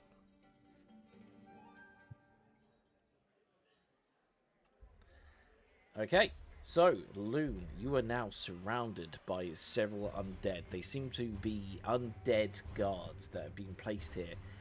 You recognise them as being very similar to those undead guards that were in Strahd's castle. This is likely a selection of guards that were put here by Strahd himself. Have these been watered too? These or are they just skeletons? They're just skeleton. These are skeleton soldiers that have been animated by necrotic magic. I'm gonna reach for my mace. Wait, is it me? I'm going first, right? Yes, you are first. I'm gonna reach for my. I've used up all my spell slots, so I'm gonna reach for my Mace of Terror. I'm gonna hold it up to the ceiling and go, no, meow is the password, and just like a beam of just horrific demonic cats just like fill their brains, and hopefully, Yeah. I believe they have to roll for this. So with that, what's the range of this? Is it something that would fill the entire room, or is it just something? I think it would, yeah, but let me display it so you can see it. Magic weapon has 3 charges and regains 1. Blah, blah. Holding the weapon, you can take a magic action to expend 1 charge to release a wave of terror. Each creature of your 30 choice feet. within 30 feet. So this is interesting. So your choice, so you can, because I was worried that you might do it to your friends. That they, everyone within a certain distance gets the hit. And that's every creature within 30 feet, so we can measure out how far 30 feet is from you. So Everything, the whole room. Yeah. They all have to do DC 15 Wisdom saving throws. All right. So it's going to be first skeleton fails, second fails, succeeds, succeeds, succeeds, Oh my god, what the heck? Fail. You What guys, the fuck are these skeletons? fails. So Strahd skeleton. the 3 nearest ones to you don't get the effect, but the others do. And what is the effect Okay. that happens to them? It's They get the fear. frightened condition for 1 minute. While frightened this way, a creature must spend its turn trying to move as far away from you as it can. But let me just see on this. Are they immune to this at all? I'm sure it's meant to target them specifically, surely, Yeah. but they're undead. I was just checking that they don't have any immunity to this. Yep, that's it. So on their turn, they're going to do something. So great one. So you bring the mace up, and you're like, I have the power, and Be man. topical right now. Then you move out, and then all but the 3 closest skeletons to you see the light, and they Okay. just instantly all want to try and run away. Do you do anything else before it's their turn? No. But they can't take opportunity attacks. Is the No. key thing. As They well. can't take opportunity attacks from us? The frightened ones can't. It Oh, looks like. So we can on them, but they can't opportunity attack us if we Yeah. move away. oh, I see. Okay. So as they run away, we can Yeah, attack absolutely. them. Okay. Okay, so that's what happens. So, are you going to move at all? Are you going because the nearest ones will have an opportunity attacks against you because they weren't Yeah, affected. no. But That was quite unlucky. any Maybe bonus I'll move. actions? I'll move here. That's it. Okay. No, I so- won't. No, that's stupid. I'll stay where I am. Great. All right. So that is your go over as a lot of these skeletons. They're like, cursed one, and this one here clambers up the side of the staircase and basically runs up the door to get out of sight of you. This one does the same. This one here also joins his friend, but these 2 here, they have nowhere to go, so they just go up and they just put their heads down. One and of them will look in the take an corners. attack of opportunity. Yes. So yes. This if one it- from Nina. both me and Nina. And me. Yeah. 'cause Yeah. It was right there. Okay, so if you would like to roll your opportunity attacks. Actually, will it have? No, it won't be able to get an opportunity attack from you because you're at a higher level, Floki. So it's Okay. only Nina that does it. Sorry, I missed what I don't do. I was trying to Opportunity read my attack. spells. You. Opportunity So I attack, yes. can? I, in fact, will. Fancy that. It's a skeleton, right? Yes. I'll just punch it then in that case. Whoops. Fantastic. The first one was the incorrect dice, but I apparently somehow rolled 8 regardless. So 15 total. A 15 to hit. It hits. And so you're doing it with a bludgeoning attack. So let me just find because you're doing hand-to-hand bludgeoning. Yeah, my unarmed strike is just straight up 5 damage. So it's pure 5 damage, which is doubled to 10 damage as you punch this thing and you just shatter its jaw. And it's now without the jaw, this one, and it is bloodied or bonied. Boned. Yeah. So It's now missing its jaw and like maybe an arm. Yes, because you punched it so hard with your massive kind of superpowered arms. But the other 3 that are nearest to you do not get affected. So this first one here, he's going to rush up the stairs and go for Floki. This new action track has a lot of screaming cats in the background, unless that's someone on the effect. That's so good. Alright, so he's going to go with a short sword attack, which does an 11 hit Floki. Please. I take offense. Yeah. But not damage. Not damage. What is your Take offense, but not damage. Okay, it goes for the second attack that also misses. This one here, he's going to go for. So it's now. Actually, I've got the thing. I think it's B, isn't it, where it makes it point out. So yeah, there it is. So I can point out which one it is. That one there is going to go for Loon. What is Loon's AC? 18. Wow. Loon's AC is crazy. Yeah, baby. It misses both shots because it's just that strong. And now we have the final one against Nina. Hits. And is that second also hit? Yes, it is. So it's 2 hits. Let's do damage. So it's 5 damage and 4. So 9 damage total to Nina. Oh no. Oh, no. Yeah. So Nina takes a hit. Now all the creatures that are still affected, so there's 5 of them, they have their chance at the end of their turn to roll charisma to see if it's a wisdom to see if they get out of their fear.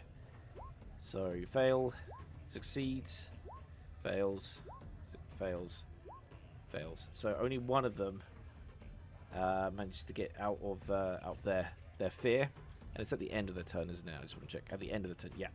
So one of them has broken free of the thing, but yes, we're back round to Floki. Floki, it's your turn to deal with these monstrosities.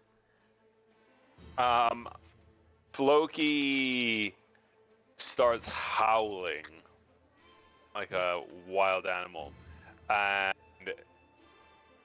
soon this pack of sort of like spirit wolves starts sort of coming out of my mouth and filling up that space.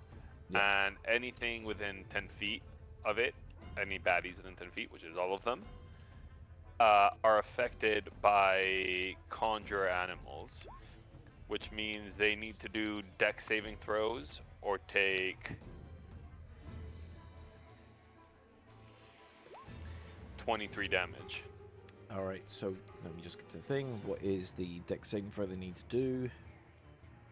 It is 16. 16. So it's only these 2 here that will get the hit, but they need to do 16 dex save. Okay. All of them do. All 6 of them do. Or all 5 of them do. Oh, because it's within the range of 30 feet. Okay. And anything within 10 feet of it, which is all of them. Does it have to be within visual range? You conjure nature spirits. You have advantage. Whenever the pack moves within 10 feet of a creature I can see. So I can see all of them. You can see all of them, yeah. So they all need to do dex saving throws. So it's going to be 5 of them. 1 succeeds. What's it again? Succeeds. What was 16. The number? 16. So it succeeds. Fails. The third one fails. Fails. Fails. So fails. These top 2 here, they succeed. The other ones all take the hit. Roll the hit, please. I did 23. 23 damage. Okay, so this one explodes. As the wolves just like start devouring them, breaking their bones one at a time. Yeah. Actually, is that one within range? 10 feet? Yeah. Even this guy here, he's in because range. It's like 1 square, 2 squares of like it's basically like That's because it's 15. So it's like it goes 5, 10, I suppose. Yeah. How did you show your cursor at them? If you hold B down. Yeah, I don't think this guy gets hit. I think he's outside the range. Cool. Yeah, it's a new feature. So that is, it goes 5, 15. No, it is in range. Look. It goes 5 feet and then 15 feet. So it's from here. Yeah. 10 feet. Okay. So it's 10 feet, 10 feet. Like it basically fills up a square that's... Okay, I'm getting my head around how this particular spell works. Yeah. Okay, so it hits all of them, but those 2 up there. Does Floki do anything else? No, I don't think I will. Great. All right, so he stays there. It's over to Nina. Nina, what can you do to help with these creatures? Well, I was thinking I could cast Cloud of Daggers. Yep. Because I can see the ones that are trying to run away, right? Yeah. You can see them. They're a little bit up the stairs leading out of the basement. Yeah. So if I cast it like on the like furthest away ones, and it'll like also block the exit. Yeah. So Would you like me to roll damage? So can you draw the circle on the screen, or would you like me to draw it for where exactly you make the thing appear? I think it'll be much easier if you draw it. So it's about 5 feet wide. It's like this shape here, and you want to put it like right on this first one that's coming, at the top of the stairs. Yeah. Yeah. All right. So yeah, roll damage, please. I did. 21. 21 damage. As this first skeleton gets annihilated, as just like the blades spin around, chop it to pieces. Does the spell that counts as a full action, doesn't it? It does. If it should do for this one, I'll need to check for your blade attacks, but I'm pretty sure a spell like that would be. But I a can full... do like an other hand punch as a bonus action, right? No, you can't, unfortunately. If you had a weapon that were too light, so you could do the bonus action, but you can't in this case. So you have to do an action which is in the bonus action list. Which, if I look to it, I think you got. Can I give healing inspiration words. to Floki? You can give him one of your inspirations. It's a good idea. It's like using those. It's like a 1d8. So he has it now. Beautiful. So when you've given him inspiration, you played on your loot, and whenever he needs it, he can add a 1d4 to his roll. Yeah, let me find an icon. Oh, that's weird because it just that says looks spider. damage 1d8. Weirdly. Yeah, it's not though. It's like if he did a like a check to try and avoid getting some sort of wisdom check, he can use it to help himself. Mhm. Well, he's got that now. I'm done. Brilliant. Well, back over to the beginning with Loon. Loon, you're still surrounded left and right by two unharmed skeletons. But you Unharmed? They are unharmed right now, but you... Oh, damn it. Yeah. That changes my plan. You are a cleric. You are I designed am. to take these sort of things down. Yeah, but Toll the Dead would have been so good if they'd been injured. Yes, it would. But these instead- two are experts skeletal soldiers. Bastards. Okay, I'm gonna use Word of Radiance. Yeah. Because it'll hit them both, but it won't do that much damage. But because I'm level 5, it's pretty good, 2d6. Mm-hmm. So let me cast that.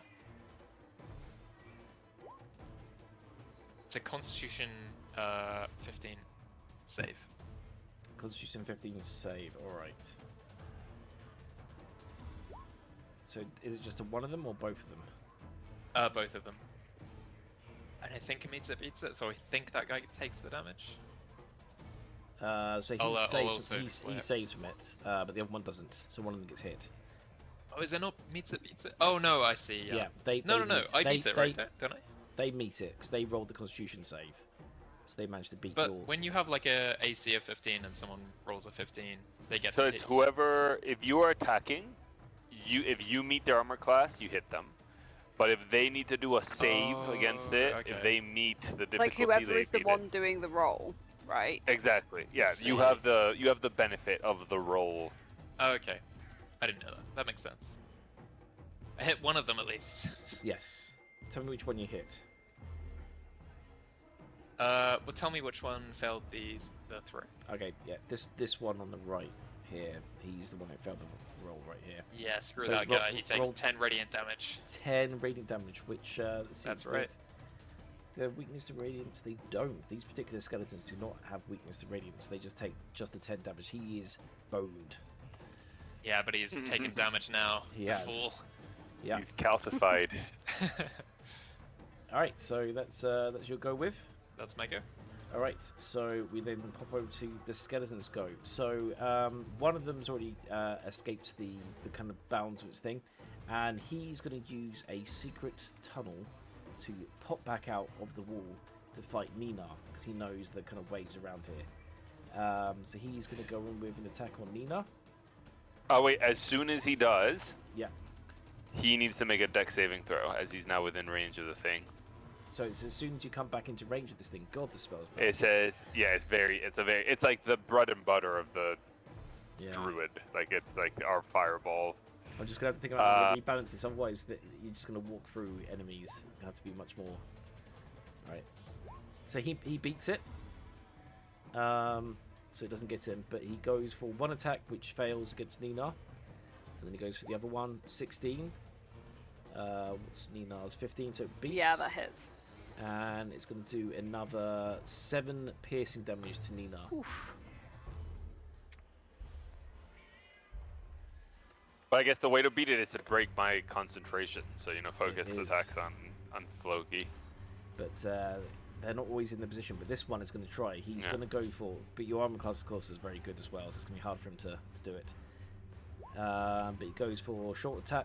Short sword attack fails once. Fails again. No damage. God, I was saving from the things I need to, then failing on these, because they've got +4 with their sword, and they're getting 7 and 8. That's bad. And now the second one is going to go and attack. The third one actually is going to attack. One against Loon. He does 4 piercing damage to Loon. Wait, he got through my defenses? He did. What? He got a 21. Oh my god. Okay, 4 damage. As he just whips the sword and it just cuts your cheek.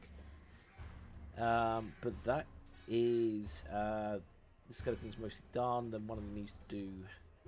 He gets out of it. So the last skeleton that's still alive that ran outside, he is now broken free of your fear spell.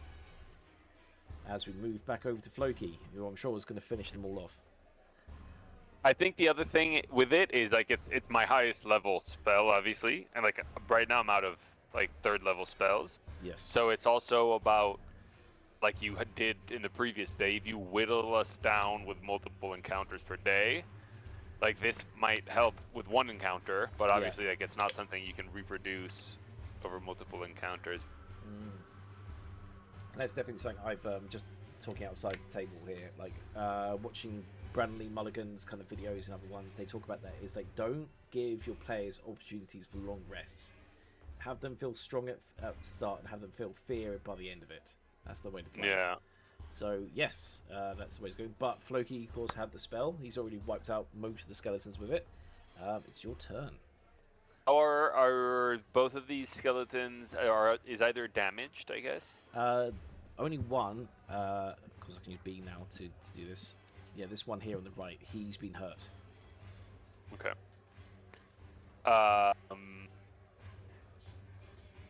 I'm gonna cast Starry Wisp on it. Mm-hmm.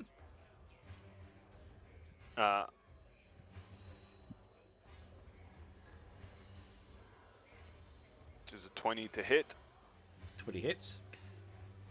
And it does 5 radiant damage on it. How do you kill it? The Starry Wisp sort of goes into the skull, and its head whips back, and as it does, its eyes start glowing and momentarily illuminate the sort of vaulted ceiling of this as its skull shatters, and little bits of like bone sort of rain on Loon as they cover their eyes. Excellent. Real My eyes are graphic. wide open. You got a big old smile on your face. This is the funnest time you've ever had. Yeah. Excellent. So And Floki- I'll then move my wolves. Actually, let me quickly reread the spell, because maybe it says whenever the pack moves within 10 feet of a creature, or whenever the creature you can see enters a space within 10 feet of the pack, or it ends its turn there, you can force the creature to make a dex saving throw.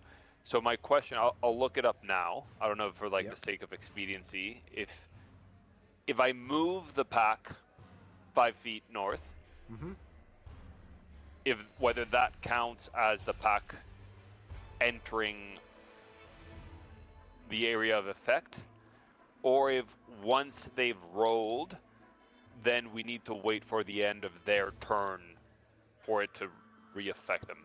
You know what I mean? It will be the end of their turn. So from my understanding of this, from the rules I've learned, is that you've moved it into a position where it's surrounding them, where you want it to be near as many of them as possible. If they do not leave that space, then they're going to have to roll for it. But here's the thing. So I can move it 30 feet. Yeah. So if my question is, imagine I do this, and I move it, and then I move it back there. It has left and then re-entered their area. Can I force them to then re-roll that this turn? So I break range, and I regain range with it. I send the wolves for a spin. I don't think there's any advantage to them, like, for you ever moving it. You keep it there. And like you said in the description of it, is that... no, but I do move it. If they're in the zone of it at the end of their turn... So they but here's... So it's... Whenever... Pack lasts for the duration. You have advantage. You can also move the pack when you move on your turn. So I guess I'd need to move, and which would... Oh no, but I can just move like there, for example. So whenever I move on my turn, I can also move the pack 30 feet. Yeah.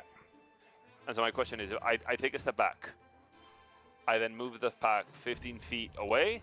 Yeah. And then 15 feet back, such that it breaks contact with all of them. And then so I'm moving it. There could be a situation where in doing so, I lose, I don't reach all of the same creatures I had before. But I'm wondering whether in using this spell, I can have the wolves running around the room, sort of, breaking contact and regaining contact. So what I find is the most interesting part of it is this bit of the phrase here. Whenever a creature you can see enters the space within 10 feet of the pack or ends its turn there. So what it is, it's about entering the space. So they're physically them entering the space or they end their turn. And when you cast it the first time, it's going to do the hit. But then but it starts whenever the first part of that sentence. Yeah. Whenever the pack moves within 10 feet of a creature you can see, and whenever a creature, whenever a creature you can see enters the space. That's after but also that's the second bit. So the first part of the sentence, and I'm happy to rule it however you want, and then we can read it about it later. But it says the first part of that sentence, whenever the pack moves within 10 feet of a creature, is the first clause of the sentence. So if the pack moves away, it's no longer touching anyone, and then the pack moves back, it satisfies the first clause. Whenever the pack moves within 10 feet of a creature you can see. Just seems crazy broken if that is what you can do. Yeah. Well, the thing is, I think it's because it's the highest level spell that I can cast now. And as soon as I can cast, as soon as I get more third level slots, then most of the baddies will have a lot more health than they do now. So it's one of these things where it's you're blasting your highest level spell to take down one battle of small goons, which is what this situation is. But then it's not something I can sort of replicate across multiple battles. But anyways, I'm happy to let you sort of rule it however you want. But my understanding is this is the druid spell. This is the fireball equivalent of the druid, of the moon druid specifically, because he can cast it while in wild shape. I would definitely like to we'll have a chat afterwards to try and work out the rules, because it is slightly vague, but the way I read it in the description, it comes to me is it's after the moving action, after it's being cast, is the whole thing that it only affects people who walk into the space on their turn or end their turn in the space. It's kind of like the ones where you got a firewall, where it's only people that walk into the firewall or end the turn inside the firewall that get hit by the fire damage. It's not that you can move the firewall away and then put it back onto them, and it But the difference with that is that this spell moves, right? That's the extra broken bit. because it also lasts 10 minutes. So I could conceivably be moving this along with us for a while. So we'll let's rule it how you're saying, and then we'll just look up what the spell is as intended. Exactly. But I'm sure I'll there'll let be a my good Reddit turn article there. about it, but I completely agree. Yeah. All right. Yeah. So my rule will be that if they move into the space or end their turn within 10 feet of this, then they have to roll. Yeah. Okay. So that is Loki. Loki's go. We're over to Nina. Come on, Nina. Finish them off. Right, I will. How many are left? So there's one right next to you, which is right here, Fox Ping.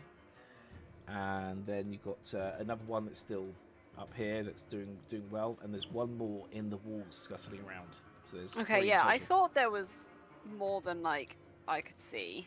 Yes, some of them ran away because of the fear spell. Yeah.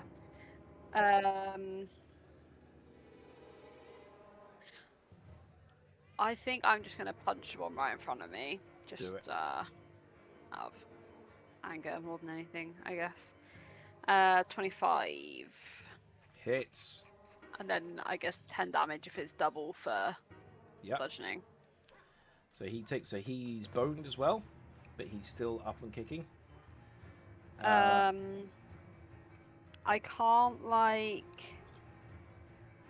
bonus action shove. That is a whole action, isn't it? Yes, unless you have some sort of feat like you're a rogue, then you might be able to do something. But no, but you can move away if you wish. But will he get opportunity attack? He would. Just give me an opportunity. No, it does. Fine then, I'll just spit on him. Spit on his broken jaw. Great. Yeah. Loon, you can do this. Finish them off. Okay. Is this one here hurt? No. Is this one hurt? Yes. Great. Let me grab my spell. Would a perception check for listening in the walls be its own action? That I count that as an item interaction thing, so it's separate. So you can roll for that right now before Loon has his go. Yes, please. As he hadn't done anything yet. That's the rules, right? Yeah, In Monopoly and stuff. If you've not done it yet. Exactly. I'm allowing. This is all happening simultaneously at the same time, so it's all good. Investigation, right? Yep. So that was a perception.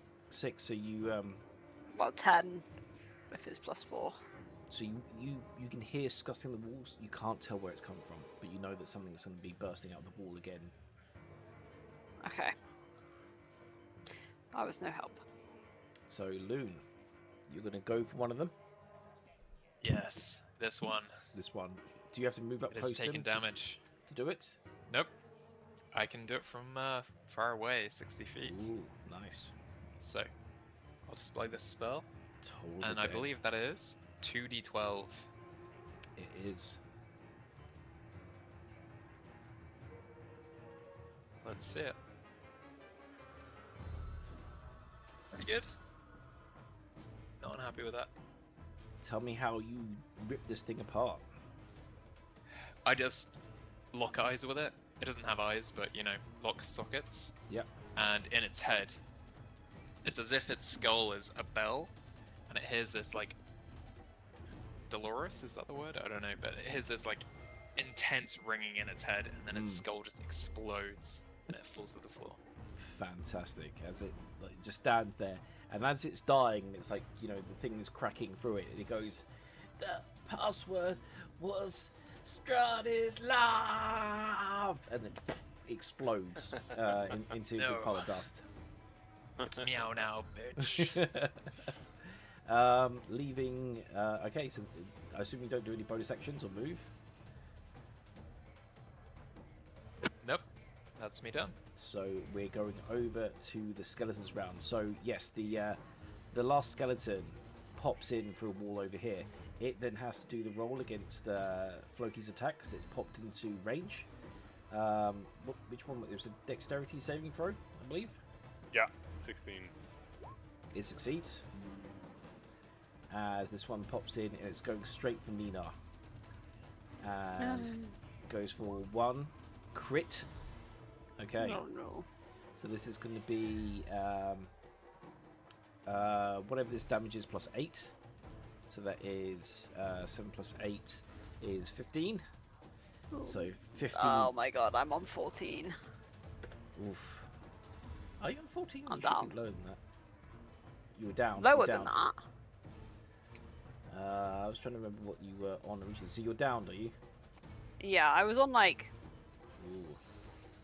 You don't 28? have some health. I think it's just when I I dragged your remember. character in, he didn't have the damage on there. So you're downed by that on the first attack, as it then rushes straight over Nina's body to come into range to fight against Loon for the second attack, which is 12, which fails. Then we got this last skeleton here. He's going to go for Floki. 15. Misses. 16. Misses. Damn, you're strong. Let's have a look at your sheet quickly. 17. Ooh, so close on both of those. As he's swiping at you, but because you've got this wall in between you, he can't quite get to you. That is the skeletons go over. They then need to both do. Well, this one needs to do a dex save. 14. Does that succeed? Fluggy? Oh, what? Sorry? Because he ended his turn within range of your wolves. So what's Yeah. this? 16. So he fails it. Yeah. Do your damage. Takes 20 radiant. He is dead. Tell me how you kill him. The wolves sort of slowly start surrounding him, and then all at once sort of like enclose him, and you just see the sort of like Looney Tunes like cloud with like a couple bones sort of coming out of like the cloud every so often, and then when like the cloud finally settles, you see the wolves just like gnawing on bones, but the skeleton is nowhere to be seen. That's excellent. I can see them like the animated style where they're fighting with their opposite heads, like over the same bone kind of thing. Yeah, exactly. And I'm going to say that we just end the thing there. Like the with that, the other skeleton's badly injured. He gets swarmed by the heads as well, and yeah, you have managed to defeat all the skeletons. Well done. Jesus. Nice change of music. It was a bit too Knick-knack joyous. time. So all of them are downed. So we get to kind of late in the day, so might as well just hurry this up. You have downed the creatures in this room. I was thinking we could go upstairs, but I actually think it'd be better to stay downstairs. At this point, with all the fighting, you don't hear the people upstairs leaving the house. You don't hear the maids leaving because you were too distracted fighting. But you now have this room to explore.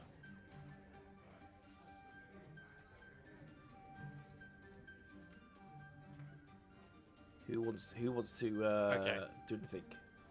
I mean, Loon, I don't know if I need to roll a perception, but I can see some tracks heading over here. And there's no door here. So Yeah, I was bit thinking about curious. that.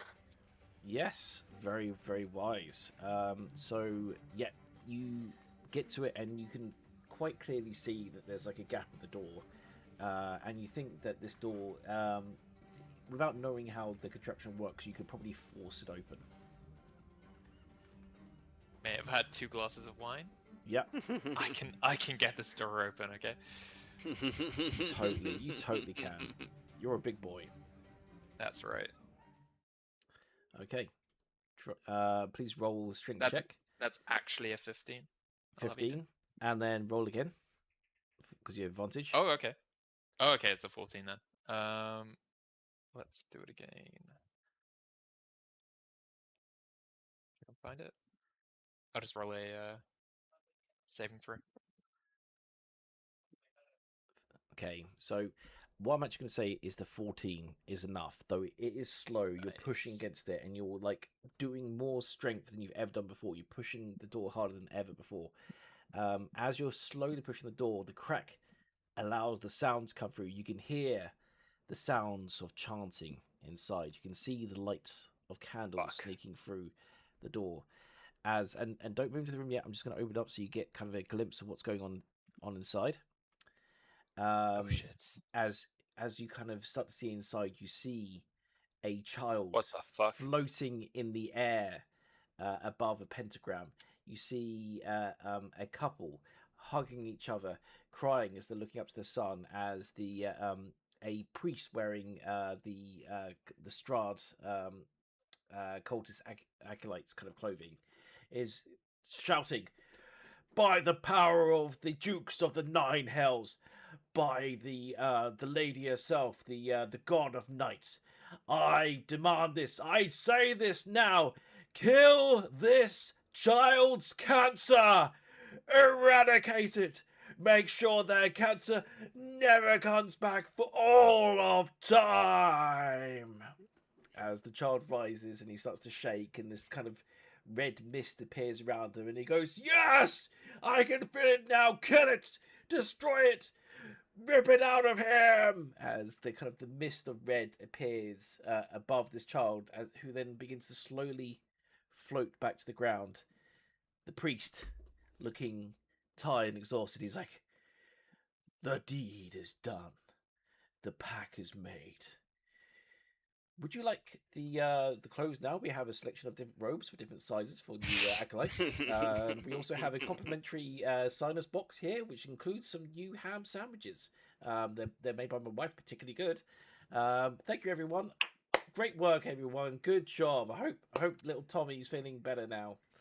And the couple rush in, like, "Yes, yes, your lordship, yes." And they grab the son and go, "Mummy, Daddy, I can see again." It's going, "Yes, yes, son, that's very good, that's very good. Let's take you home and give you all the ice cream you could ever ask for. Yay!" As the door swings open. What do you guys wish to do? It's the pact. The pact, you don't know what the pact is, but would you like to roll, let's say, just a flat intelligence check to see if you can kind of work it out? Yeah, okay. I'm pretty intelligent. I can do that. 16. Yes, from your guess, it's from what he said is that this cult, who have been like having a secret HQ underneath Lady Fiona's house, have been operating a unholy medical service, where they treat certain kind of maladies which are unable to be treated by the church, by using kind of dark magic. And the only thing you need to do to kind of get to it is that, like in this case, the parents or yourself can sign up to become a member of the Cult of Strahd. So they're basically they're joining the Cult of Strahd, and as part of that, they get dental and medical, and the medical here is covering their son, who's now been cured of cancer. That's pretty good. Yeah. So it's a service that the Strahd cult offers. They are now. And the price, just to be clear, the price is basically like allegiance to Strahd, or is there something more? Yeah. Like to binding. Strahd, you have to go to a meeting every month to discuss how you can spread the word of Strahd. Yeah. Okay. It's all pretty above the book, for dark power allegiances. Okay, like you're not like binding your soul or anything. It's just it's an honor system. Strahd doesn't you've heard it before with and seen it in the leaflet. Strahd doesn't want your soul. He doesn't want your eternal enslavement. He just wants you to be nice to him and treat him with a bit of respect, and that's what the Cult of Strahd is all about, because Strahd is love. Strahd is life. So did Strahd cure this child of cancer? It's more is that what we're saying? He developed the dark spells that this priest is using. Strahd is very advanced in medical technology, hence the potions that he's been making. And so he's been teaching Fiona and her top kind of acolytes some of his medical magic, which they've been using to kind of help the townsfolk. So you could potentially learn this magic. Yes. And execute it outside of Strahd's organization. 100%. You could learn from Strahd. Strahd is very, very wise. He has a lot of books in his library which you can use to kind of read to learn this stuff. We've taken a few. Yeah, you have. So you've opened the door as the group are all kind of dusting themselves off. They're all having like a bit of like a break. They're all drinking like juice to kind of top up their energies. It's quite energy taxing, this particular spell. But the couple are very happy, and they see you and they go, "Oh, I'm sorry. We'll go now, and you can have your turn." As they take their son with them. Yeah, I also just remembered that I'm still down, aren't I? That is true. That is true. And Yeah. these guys are medical professionals. But you've been downed? I completely missed Yeah. that. Sorry. I missed that as well. Yeah, that like final attack of the skeleton down me. Yes. I'll, in case we can sort of quickly retcon it, I'll cast Cure Wounds on her. Do it now. Um, Yeah. So yeah. just you were doing that as Loon was pushing the door open. You're back up Nice. with 10. Otherwise, I didn't know if they were gonna be all like, Murdery. "Oh, you was like Here's the next one. done shit." As the couple come and then they're like, And Yeah. I'll have given her two Cure Wounds. Sorry. So add another 7 to that. Another 7. Okay. Great. That's all good. Do you guys stop the family at all as they leave, or do you allow these ones to carry on the journey? Not gonna harm a No, child. yeah. Who do you I think think we they have are? good reason. The parents. Jesus. You've harmed childs before, and you can. Jesus, you no, can- we We haven't. wouldn't do anything like that. Come Only on. deserving children. Yeah. That's Only true. defenseless old ladies. I can give him Come on. a copper on his way out. The kid. boy goes, "Oh, thanks, old lady." How rude. It's quite alright. You gonna little take that? child?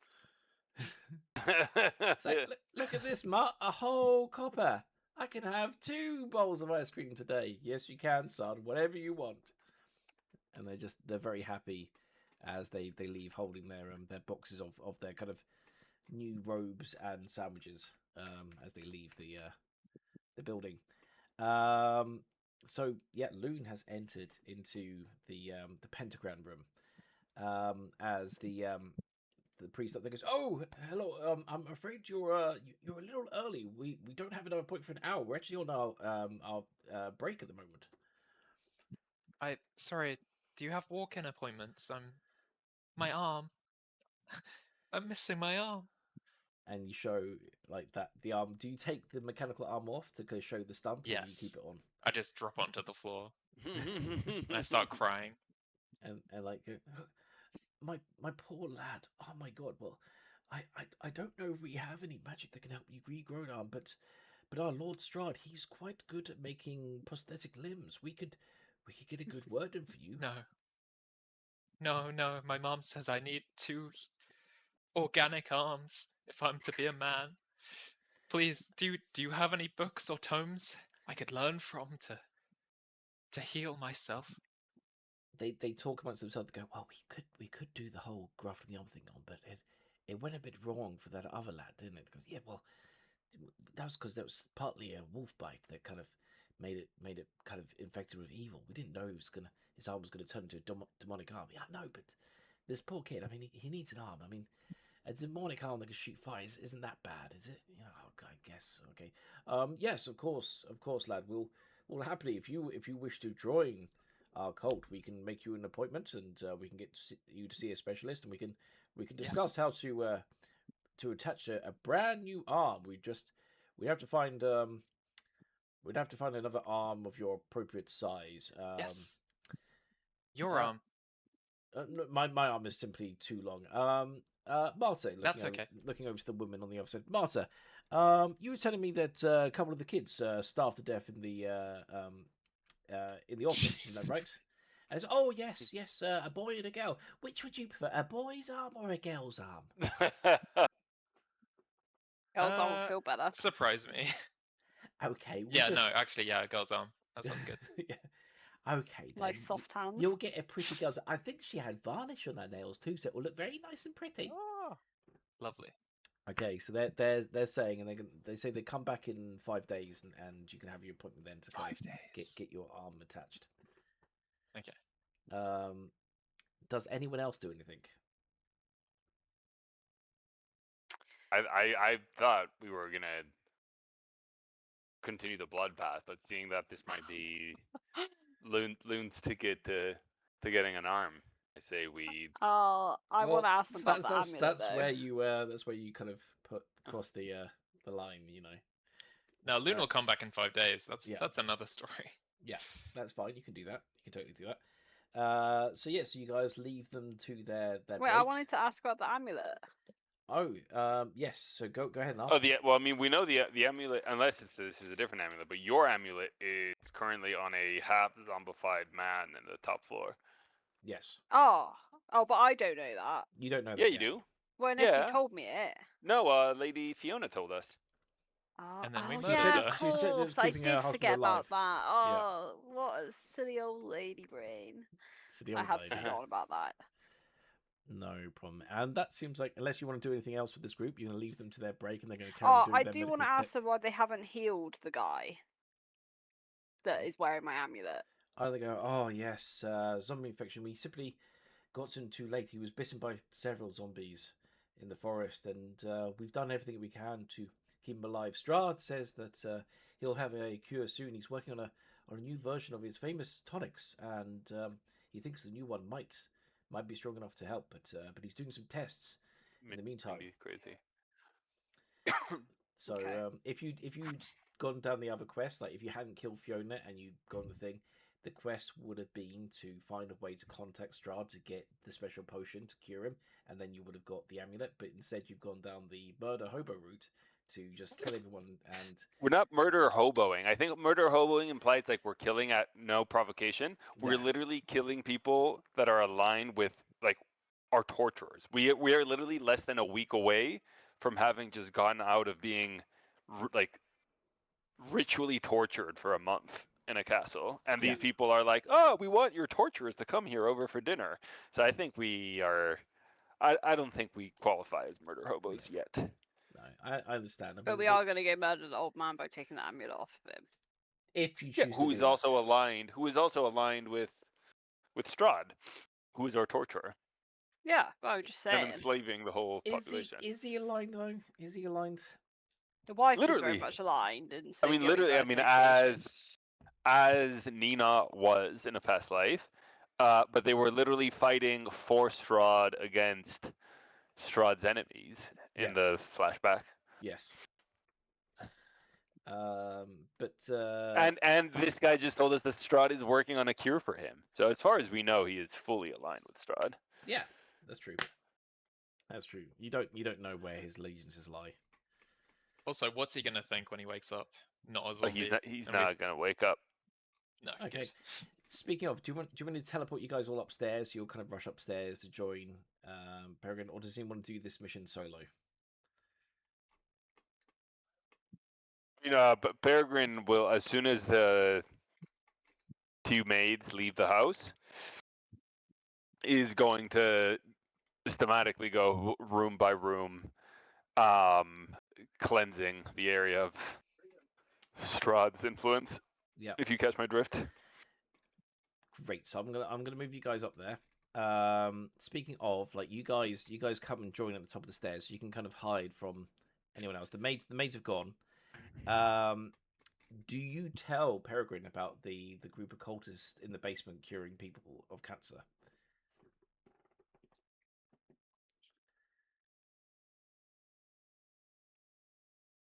I love that you phrased it like that, by the way.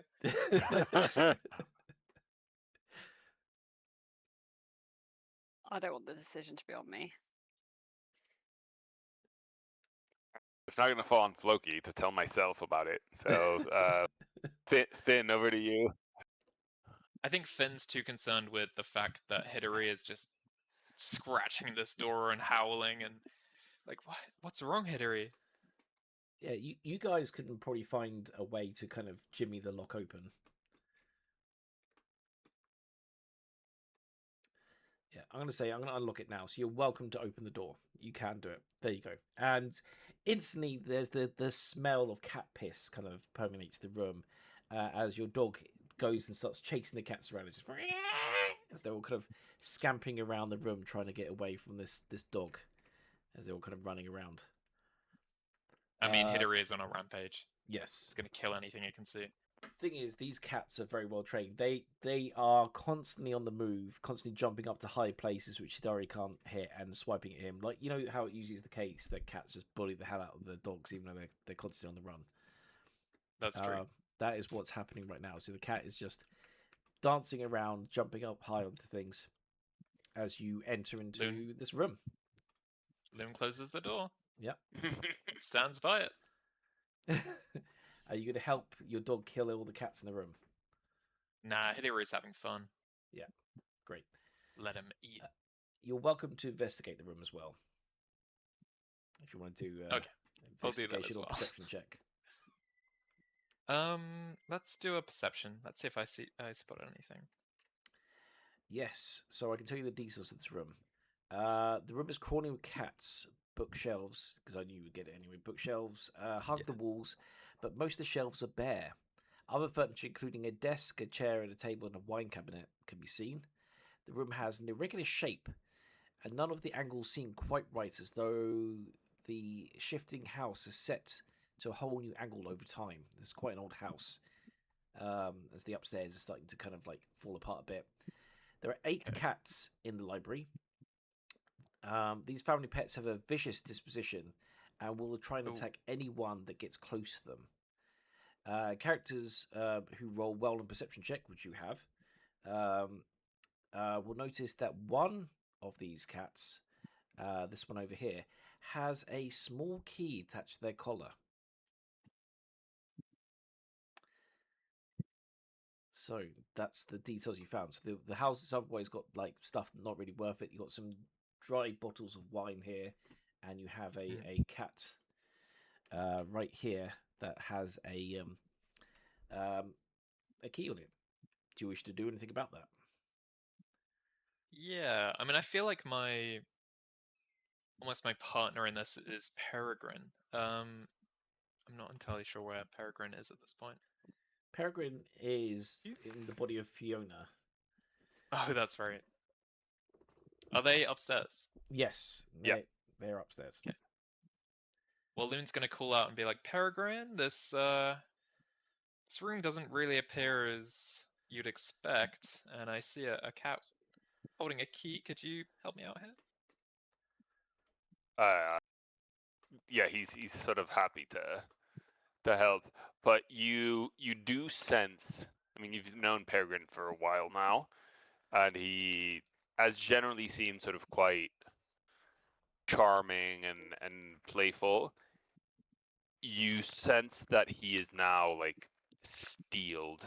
Every shred of emotion and warmth has left him, and you sort of sense cold resolve within him in a way that might sort of scare Loon as he sort of comes in and says, "How may I help?" Yeah, I think Loon kind of came across as friendly with that suggestion, and at this point is like, oh, maybe I kind of regret asking you for help at this point. But he just, Loon just points towards the cat with the key on their collar. So yes, the cat is over here, but it is being quite kind of like, it's up on the top shelf. And it's like, it's been difficult to get to. If you're going to try and grab it, you're going to have to roll a dexterity check to try and grab it, or you can do something else. No, I'm happy to do a what's it called, sleight of hand check, or like a.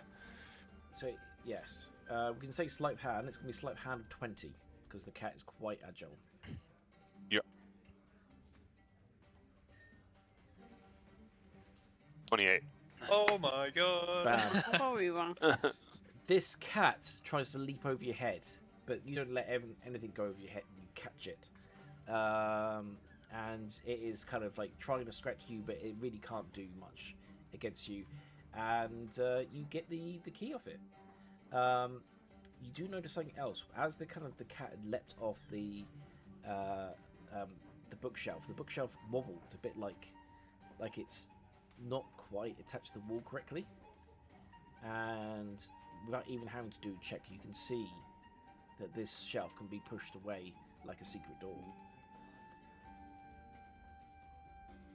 I sort of empathically go over. I release the cat sort of once I take the key.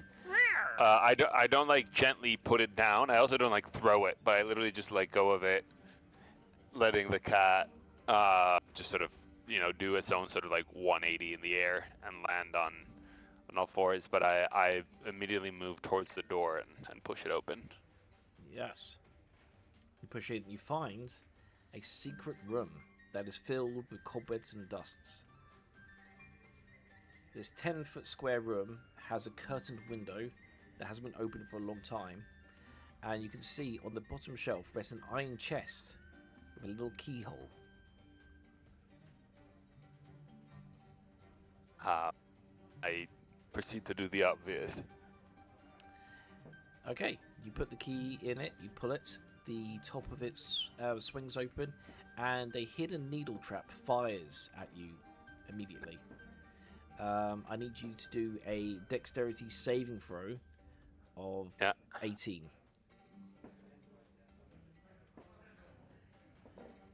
Fails. Let me see if I can use my last luck. Yeah. I don't know if I might, like, if this is a situation where luck advantage roll on a D20 test. So I will use my last luck. You still have the bardic inspiration from me?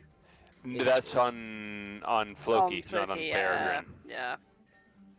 I will say that you could, you can add it if you wish, but let's see what happens with this roll.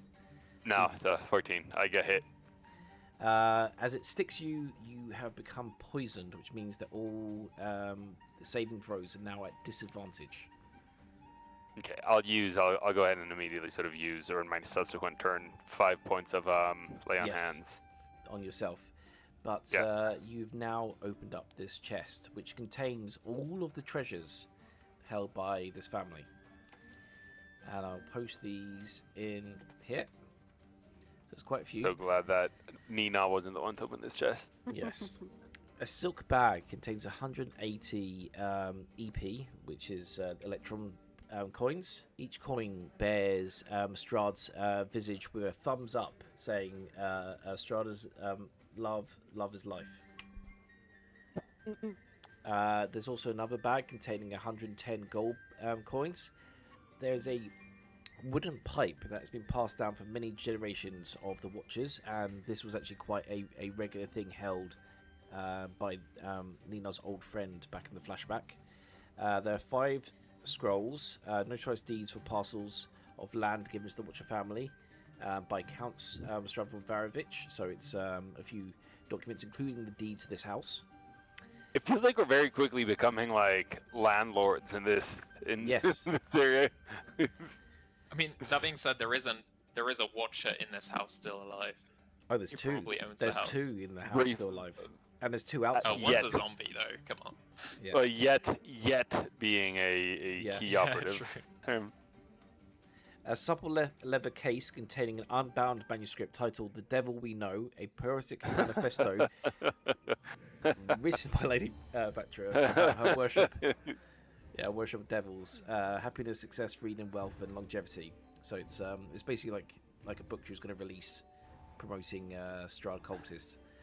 I love this. The book is so good; it has all this stuff in it. A blasphemous treatise bound in black titled "The Grimoire of the Four Quarters," written by a Diabolus Devesto, who was drawn and quartered for his fell practices, yet did not die. So the guy literally got ripped apart by horses, but his torso and his head survived, and he was able to write this letter. And there's another very old letter to Lady Lavina Watcher, who's a great ancestor of hers, and one from Lord Vasily von Holtz, thanking her for her hospitality, loyalty, and friendship over the years. Interesting enough, this letter by Valis von Holtz, you kind of recognise the handwriting, but you can't quite recognise where. Maybe you want to do a check of some kind? Yeah. Would that be perception or insight? Perception. See if you perceive that you can recognise the shape of it. Yeah. You do not recognise the 5. shape of it. You do not know who wrote this letter. So I'll just cancel that part of the quest. Okay, that's those 5 chapters. I'll just delete them. Hey, wait. So, all good. So there you go. You find a nice supply of treasure for yourself in that room. Yes. What I can tell you now is anything of value. Actually, that's not quite true. There is maybe one more thing of value still to be found in this place. But yes, please go ahead and tell me what you wish to do with the last people of this house. Well, Peregrine will go back and sort of relay everything he's sort of experienced, that he sent out the 2 maids to try and provide a counter narrative to what the guy that escaped might be sort of sharing. Yeah. Ernst, yeah. He explained that, these ruffians have been using confounding magic, and so poor Ernst, at least we're trying to implant the narrative that he might be confused about what he thinks he saw, and that everyone should sort of tell, the 2 maids should tell everyone that Lady Fiona is just fine. But Peregrine describes that the necklace is on the husband's neck, who is clearly sort of 3/4 of the way into becoming a zombie, and that this, to his eye, and he sort of says, I am no doctor, but it seems to him that killing the daughter would be a mercy. So he basically says that because he is under your guys' employ, unless anyone wishes to stop him, he is going to cleanse this house of Strahd's influence. Very heavily implying he's going to sort of go in and just slit the throats of the 2 people in the beds. Yeah, I think Loon's just gonna kind of nod their head and look away, understanding what you mean. I'm just gonna try and catch some cats and break their legs to make them easier to catch. Fair. You can tell that Peregrine is in a mode. He's engaged into this type of mode that seems very practiced. Yeah. And you sort of get a glimpse into what he might have, what his past work might have been. 100%. Does Nina or Floki oppose killing of these 2 bedbound people? No. Actually, you say 2, right? Like the father and daughter. Yes. Yeah. I'll say she, in particular, looks a little young. She's 16, around 16 years old. Yeah, it's a little young, a lot young. And I'll just say, why don't we give her a bit more of a chance? 'Cause she's not seemingly actively dying in the way that he is clearly actively dying. All Peregrine says is, do as you will, but make this decision after you have spoken with her. And he proceeds to go into the bedroom of the father, and all you hear is Are you still dressed and looking like? Yeah, I am. I still look like the wife. Darling, it's good to see you. Right, who are those strangers outside? I can hear them talking. Do not concern yourself. I say suddenly, the voice, my accent is seeping in a little bit. Yeah. I say, do not concern yourself, my dear husband, with them. They have come to put you out of your misery. Your pain will be no longer. I just sort of lean over and just slice his throat. Why? I rip the necklace away, lest it attempt to sort of heal him and prolong the pain any longer than strictly necessary. As soon as you rip that away, the infection rapidly takes over him as he turns into a Strahd zombie. This is a particular type of zombie that is stronger than a normal zombie. It's called a Strahd zombie, but it's not made by Strahd. It's just that this particular strain. The Strahd campaign zombie. Yes, exactly. As he has it, like he went from being just this kind of like crying man looking up, asking why to his wife, to suddenly, as he kind of leaps forward towards you. He's going to go in with a surprise attack round, as zombies do, and he's going to go for a bite attack with an 11, which fails to hit because it, like, you know, I guess bites into a blade instead. And I attempt to continue sort of putting this thing out of its misery as I just start sort of like Just stabbing it over and over my again. blade into it. Do you want me to go through the actual No. rolls, or? This is it. You have full advantage. He's wrapped up well in bed, and he did the classic zombie thing of like going for the bite, and you're just hitting him over and over again. There's just like green and red blood just splattering all over the place, all over you, as you're just like dressed as this kind of friendly old woman, just stabbing him over and over again until he's eventually dead. Yeah. And I do say, may you walk into the light of the morning, Lord. You say this, but you know there's no way for them in this land. And I just cover the corpse with the blanket. I guess I'll give the room sort of a cursory glance, see if there's anything of value, and I notice a door to the southeast. Yes, please go through the door and have a look inside. And I'll just change that to token. So, yeah, you do find something here. So which door is this? Is room O. Room O. Yes, you find another iron chest in this room. Do you wish to open it? I do, but after inspecting it for traps, you know. Okay. And it will potentially take you a week to do that inspection.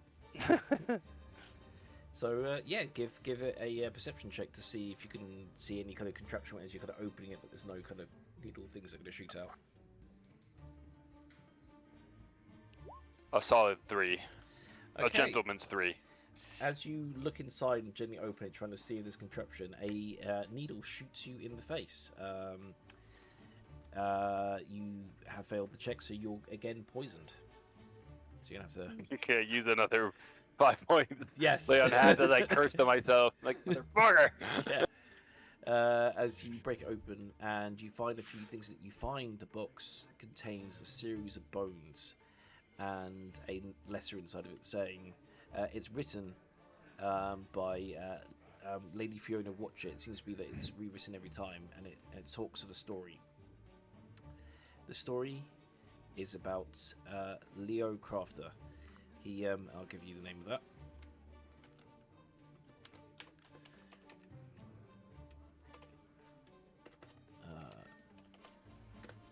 Leo Crafter. He was a soldier of Strahd's, one of his guards, and apparently he betrayed Strahd and stabbed him in the back, and for this he was killed, and his bones were given to the family, the Watcher family, to look after forever, so that his spirit can never be reborn, he can never walk these lands again. As long as the bones of this soldier remain in this box, he cannot be reincarnated. I clearly take them out and utter another prayer towards this sort of martyr. Attempt to ritualistically sort of give him peace and allow him to be reborn. And you do it. You say these words, and do you drop the bones to the ground, or do you take them out gently? I take them out gently, and I'm actually gonna go over to the bed, and I grab the sheets and lift them such that the zombie just sort of rolls over unceremoniously and splats on the ground, and I lay the bones gently to rest on the bed. Very good. You do that, and you say your prayer. You notice a faint blue energy appears as rising up is the ghost of a soldier. And the soldier goes, thank you, sir, for releasing me from that box. It has been such a long time. Here, let me reward you. As he pulls out a ghostly dagger from behind him and stabs it into your chest. You take 1d4 damage. 2 damage. As he smiles and he goes, ha ha ha ha. I get the final strike. And he's gone. He just stabbed me? Yep, with a ghost knife. It leaves no wound, but you feel the pain of it in you. He was a backstabber in life, and a backstabber But I dead. thought he was like he was ideologically driven against Strahd. Did you know? I did mistakenly think that. Yes. Um, But otherwise, that is all you find in this room. All that's left to do is to deal with Stella. who's yeah, locked and in her that's room up screaming. to Nina to decide what she thinks is the right thing to do. What is the merciful thing to do? I'll unlock and open the door because you would like just roll to like do it, and I'm going to move all of you into the room to stand over her and ask her what you wish.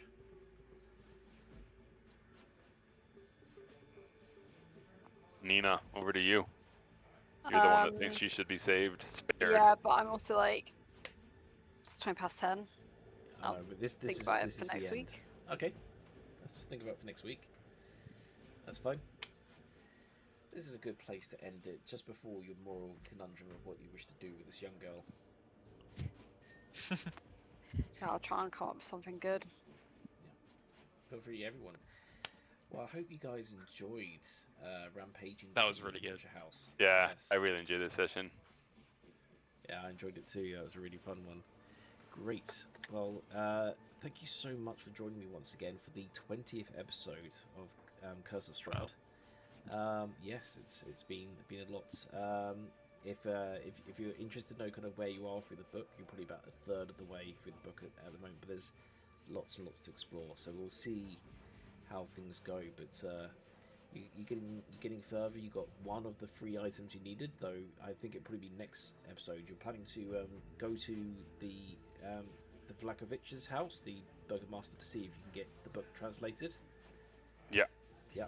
And you still have to get yourself that cart as well. You know that you got the stockyards nearby where a cart. Yeah, that'll be the last thing we sort of do. I think before we go for the cart, we might explore the rumors about that like wizard in the vicinity, because we know like we have. I think we calculated last time. We still have like we're good on time to go back to. Can't remember how or why. In my notes it said like we weren't in a rush.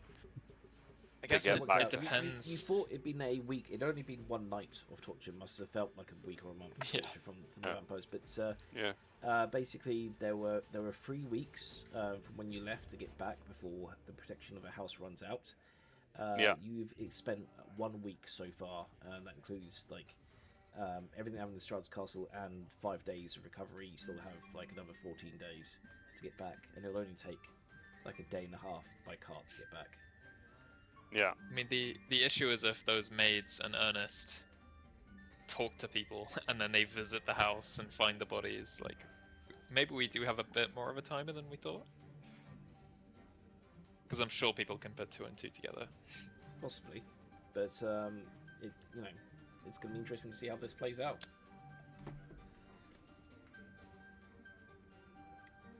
Yeah, because Wonderful. Yep, great. Well, I'm looking forward to what happens next. It's going to be fun, I can tell you that. But yes, we'll be everyone who's watching. I'm the Grim Roller. I've been joined today by Coffee, Tips, and Bard, and we'll be back again same time next week for more Curse of Strahd. Until then, bye bye. Good night. Good night.